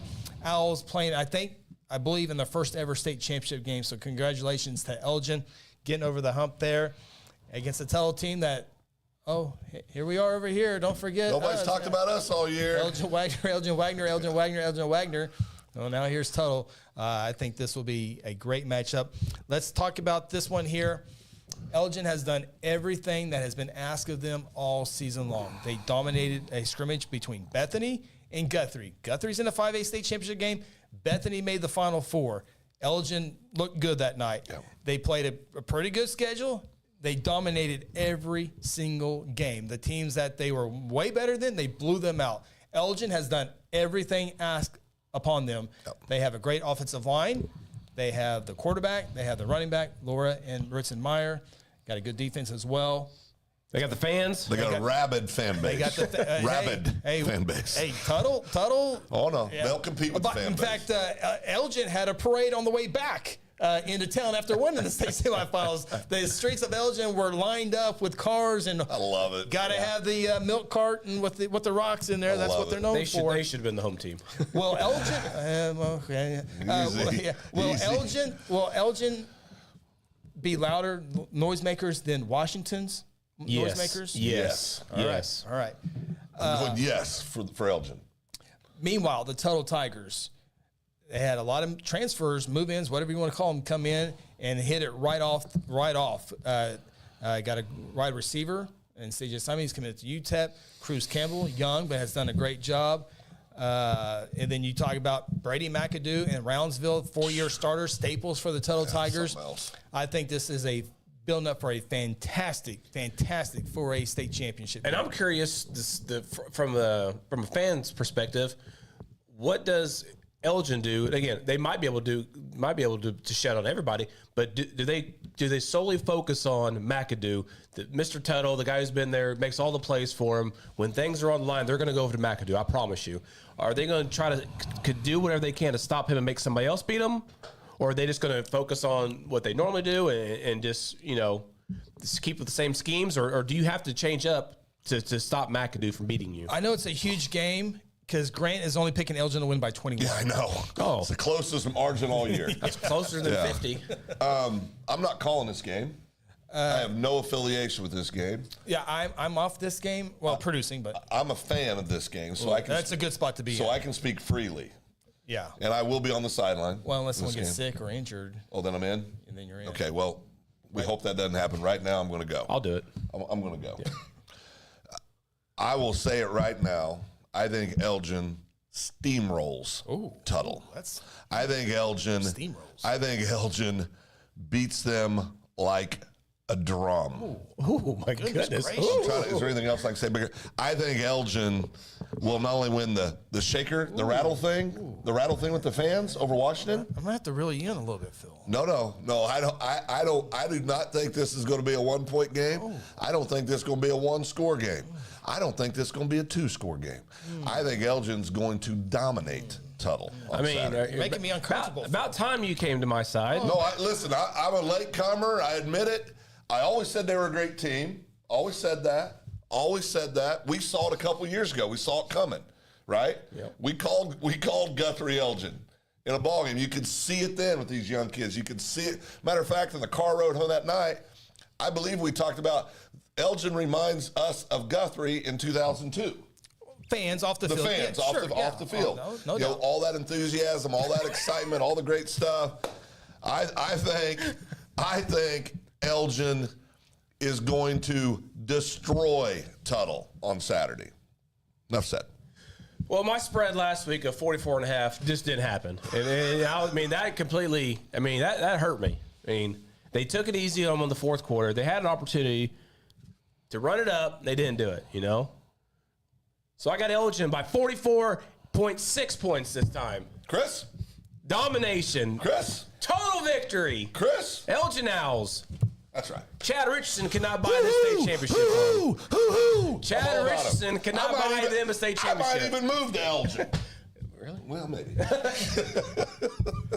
Guys, I got to reel you in. I love the defensive lines for Elgin. Yeah. Can they match the passing game? Well, you can't pass when you got 1 second to throw the ball. When you're laying on your back, you can't throw the ball, Chris.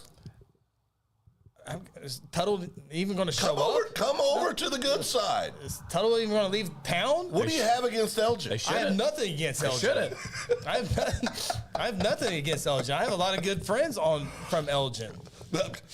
Grant Oliver, quote of the day. There's no way this is a blowout in a state championship game. There's no way this is a blowout. I've seen a lot of blowouts last 2 years. I absolutely believe that this game is going to be a blowout. I believe it with everything in my fiber. I've been impressed with Elgin. I've said it over and over this entire year, but there's the parade for Elgin already. Elgin parade's already started. Already started. You're right here in Guthrie.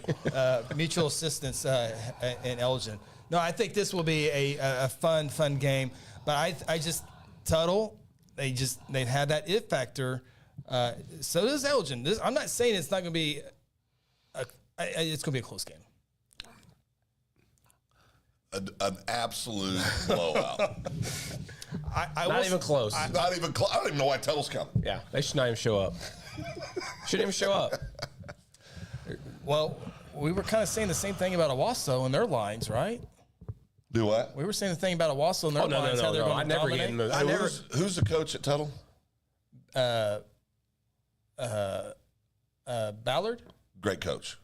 Oh yeah. Great coach. Yeah. He's not Lauren Montgomery. That's true too. He's got a good point. No, he's a great coach. Not Lauren Montgomery. Tuttle's good, boys. No, they are good. We saw them. Tuttle's good. They're good. We saw them at first game of the season. No, I know that, but they were good then. Tuttle's good. Very good. Elgin's great. Elgin's got a really special football team. And I'll just say it. Did I already say it? Complete domination on Saturday. Were we saying that Muskogee Choctaw? No. No, we weren't saying Not that. at all. No. Complete domination. Just Chad. Tuttle appreciates this. They haven't watched all year long. We're buying souls for. What are you talking about? Ronnie and I might be having a little bit of fun. Oh, Tuttle Tigers. Remember, we got to go to Tuttle next year. Oh, Tuttle by 30. Oh, Tuttle by 30. Yeah, did I say Elgin? They're such a great team. I didn't say Elgin, did I? No, we said Tuttle. Right, Tuttle. Mr. Richardson, we appreciate you. Yeah, no doubt. Hospitality's been great this week. I'll say this about the 4A game. It's going to be a great game. We're having some fun here, but it's going to be a great game. And part of the reason why I was saying all that is that's all we've heard all year, right? Tuttle's a really good football team. They're going to come rolling into Chad Richardson Stadium ready to play the game. I agree with Chris. I think it's going to be a great ball game. Tuttle's got a couple transfers in this year. A couple, I would say. Okay, 5. Yeah. Transfers in this year that are really, really, they're difference makers for their team. I mean, anybody from Tuttle that claims that didn't have a significant impact on their team this year isn't being honest. I think it's got the markings to be a game like Owasso Bixby, like Sulphur. I think our Elgin fans are showing up. I think they are. but I do still think at the end, I do think Elgin wins the state title. But I think it's going to be a great ball game. Tuttle's only given up 13 points in their playoff. Oh no, they're very good. What about Elgin? 0. No, I don't know. Not very many. Elgin? Yeah. Elgin has given up playoffs 16. Yeah.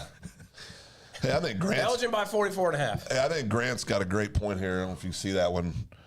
Crazy to think. We'll give Grant some love. Yeah. Crazy to think the top 5 in 4A would be the second best team in 5A. I don't know if I would agree with the top 5, but I would definitely agree with the 2 teams that are standing right now in 4A. I agree with that.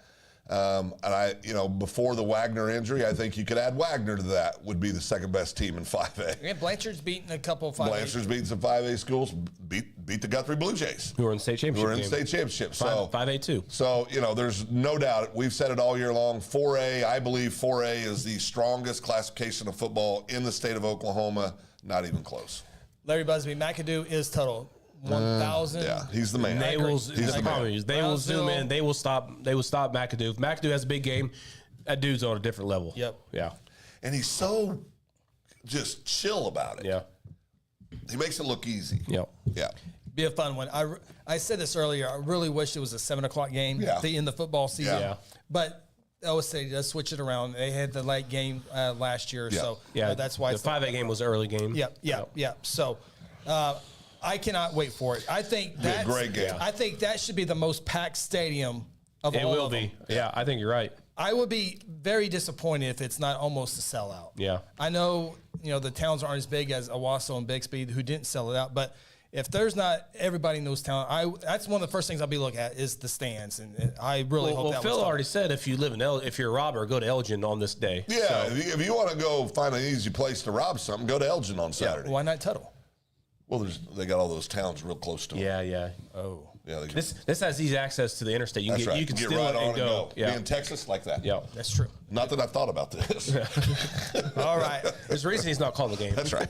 And the final game of the high school football season will be the Class 5A. It is the Carl Albert Titans looking to defend their state championship after beating Dell City last year, and they will take on the Guthrie Blue Jays. It is a 5A2 district final here on Saturday night at 7:00. This is a rematch of a game played earlier this year. Carl Albert shut out Guthrie 29-0. And we talked about 5A all season long, and that's the class that we know the best inside and out. We like to think we know a little bit about all the classes, but we really focused a lot over the years in 5A football. And we talked about Carl Albert, Dell City on one side of the bracket, lineup, and how there were 5 or 6 teams on the other side of the bracket that had a chance to get to the state championship, and Guthrie is that team. We didn't know who it was going to be, but it is Guthrie, and Guthrie has earned their way to the state championship game. Lawton MacArthur, a top 5 team throughout the year on the high school huddle, go on the road to Booker T. Washington, who was in the top 5 when Guthrie played them in the high school huddle top 5. And then last week, Newcastle was our number 3 team in 5A. So Guthrie has earned their way. They have played their 3 best games in the playoffs. Not even close. No doubt about it. No doubt. So congratulations on the Blue Jays. And to be honest with you, this is not Kelly Beebe's best team that he's had as the head coach. No. Not even close. But they have earned their way to the state championship game against Carl Albert, who is the favorite, and Guthrie knows Big this. Favorite, Nobody in the state, country, world is picking Guthrie to win this game except for T-Fred. Oh, no, he's changed his mind. Yeah. No. Yeah, T-Fred changed his mind. T-Fred has changed his mind. So not even T-Fred is picking Guthrie. Well, Grant is. And I got to tell you, it will, Carl Albert, they're so good. They are so good defensively. Their offense is also They're good. Great defensively. They're great They defensively. are tremendous defensively. They're elite. And we always talk about the kids that are going to OU. By the way, they have a linebacker that is going to OSU. Yeah, that's right. Davis, who I think is the best high school football player. Yes. And then you have the tough Carl Albert defensive line, blue-collar kids that go every single year. Smash you. No, they're good. Their defenses. They're so good. I mean, this is like 6A1 good this year. Yeah, they're really good. You can make an argument. I think all year long they were the 3rd best team. Kelly Beebe and Jason Rice have their hands full on trying to have a score on that defense. With that, you want to be a coach? Figure that out. With that being said, Guthrie will not be intimidated by the CA logo. No. They played them close last year when everybody picked them to win big. They played, they hung with them for a little bit. It kind of got away later on in a game played in Guthrie, but they will not. A lot of teams are beat before they get off the bus. Guthrie will not be intimidated. Maybe the Jimmys and Joes of Carl Albert overtake it, but Guthrie kids will play to the very end. Well, and I think, again, everybody knows we're Guthrie guys, but to Chris's point, and there's a lot of other towns like Guthrie in the state of Oklahoma, right? Yeah. But we have a bunch of tough kids that play really well together, and they play hard for each other, you know, and they play hard for their coaching staff, a lot of pride, a lot, you know, all the intangibles, right?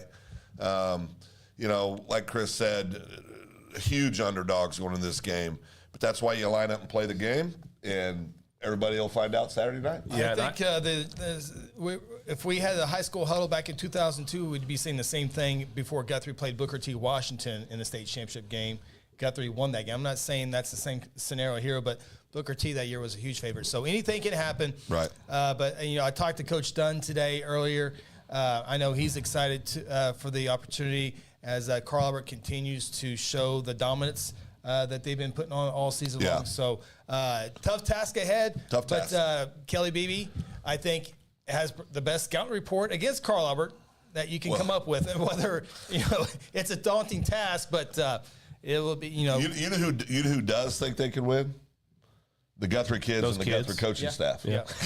Well, and again, that's really all that matters. And I want to say, and again, kudos to Guthrie, the kids, and the staff, because you heard when the playoffs started, they're garbage, they're trash, they're not going to win anything, and here they are. Yeah. They're in the state championship game, and that itself is a huge accomplishment. I mean, I go to church with several of the players, and their little brothers play on their team, and their big brother played for the team last year.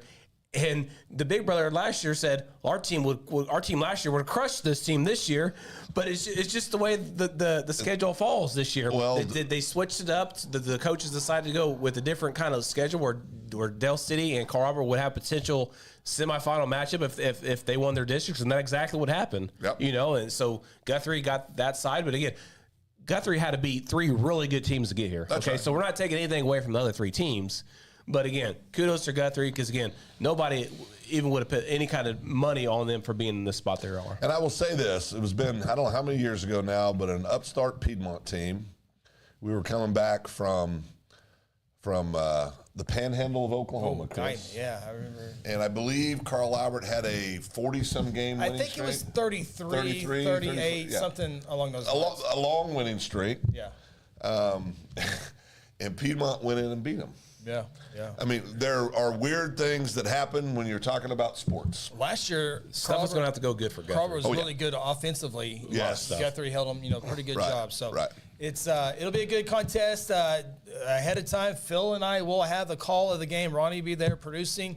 We will have that call. I talked to Coach Dunn today and he said, "Great, glad to have you guys. Yeah. You guys do a great job." And so we'll have that on the NFHS network. Looking forward to that. So. Be sure, if you can't make it out to the game, be sure to get that subscription. You can watch 6 games for $12. Unbelievable price. And great price. Keep it for 30 days and then cancel out. So, final thoughts here, guys. We need to wrap it up, get ready for our next show. Yeah, I mean, my final thoughts is it's going to be really tough to top last week's state championship games. Yeah. I mean, last week was a pretty special few days of high school football. Yep. I do think with some of the matchups we've got, we're going to have some special ones. I think that Elgin Tuttle game is the one everybody's waiting to see. No doubt. I think that's the one that everybody around the state wants to see. I do think will probably live up to the atmosphere. Oh, it's going to be off. It's going to be so awesome. Going to be completely crazy. Then Elgin's going to win 50-0. So there goes the atmosphere. But I think for me, we're going to have a emergency podcast. That's right. Tuttle wins. That's right. I think that's right. From the press box. From the press box. No, I think for me though, I'm just really proud of all the teams that are in the playoffs in the state championship games. They've represented our state well. They've represented their schools well. At UCO, we haven't seen any stuff that was that was not something you'd want to see on the playing field. I know there was some stuff at the Wagner game that doesn't look good, but UCO is doing a great job. The OSAA, Van Shea is doing a tremendous job, like always. Trinity's doing a great job. It's a joy to be down there and be a part of it because it's done with such class. It's just first class. And one more, I know we're halfway through, but the officiating has been great as well. Oh, yeah, it has been. Absolutely great. It's been really good. Great crews. Me on the sidelines, I get to really interact with those crews a lot, and every one of the crews have been first class. And these crews, they get graded. I mean, they don't just end up here by chance. Yeah. I mean, these are good high school officiating crews. So just cool stuff all the way around. Absolutely, and can't wait to finish up the season here in the next couple of days. Too. Get out to UCO and enjoy high school football. It'll be a showcase thing. Again, it's going to be highlighted by that 4A title game. It's going to be unbelievable. I'm building it up so big in my head. You are, and you're just going to. Which one? The 4A game. Who's playing? Elgin's playing. I just vision a full stadium with noisemakers all over the place. It's going to be insane. I can see the lines. We're in the press box early before they open up the gates. We're going to have to be there early to find a parking spot. I just vision lines and tailgating. That's what I'm telling you is going to happen. Yeah. I'm just telling you right now, Tuttle. Now, we haven't even talked about this. There's a connection. Chad Richardson Stadium. Yeah, Tuttle plays in the Richardson Family Stadium. Yeah. Now they're going to Chad Richardson Stadium. Yes. But I'm just telling you, Tuttle fans are going to show out. Elgin fans are going to show out and will be absolutely maniacs. I mean that in a good way. They will be complete maniacs in a good way. I love it. But I think that game has the markings, counting atmosphere, quality of play on the field, everything, might be the best game of the whole season. Boy, I hope so. They got a lot to live up to get there. They have a good chance. It's confirmed Chad Richardson will have his own suite at the. It's confirmed. Does he have to pay for that? He better. $10 to get in per person. Did he pay I know it's $13. Oh, $13 at the door. Did he pay? I'm sure he got. I'm sure it's part of the contract. Well, I mean, throw around $30-40 million bucks, you get what you want, I guess. At UCO or Tuttle. It doesn't matter. All right, we're out here. What a fun show it was. We're going to get off of this high school huddle. We're going to get to the open mic podcast. We got a little bit more to get into, some other things that we want to talk. But we appreciate all the great feedback, all the great comments, all the great opinions as well. That's what makes this show so fun, is we can have the biggest interaction show with tonight. you. Thank you guys. Absolutely. Appreciate it. That'll do it. Best of luck to your football team this week. For Ronnie, Phil, I'm Chris. We'll see you at UCO for the final week of the high school football season. This has been the High School Huddle presented by Red River Roofing.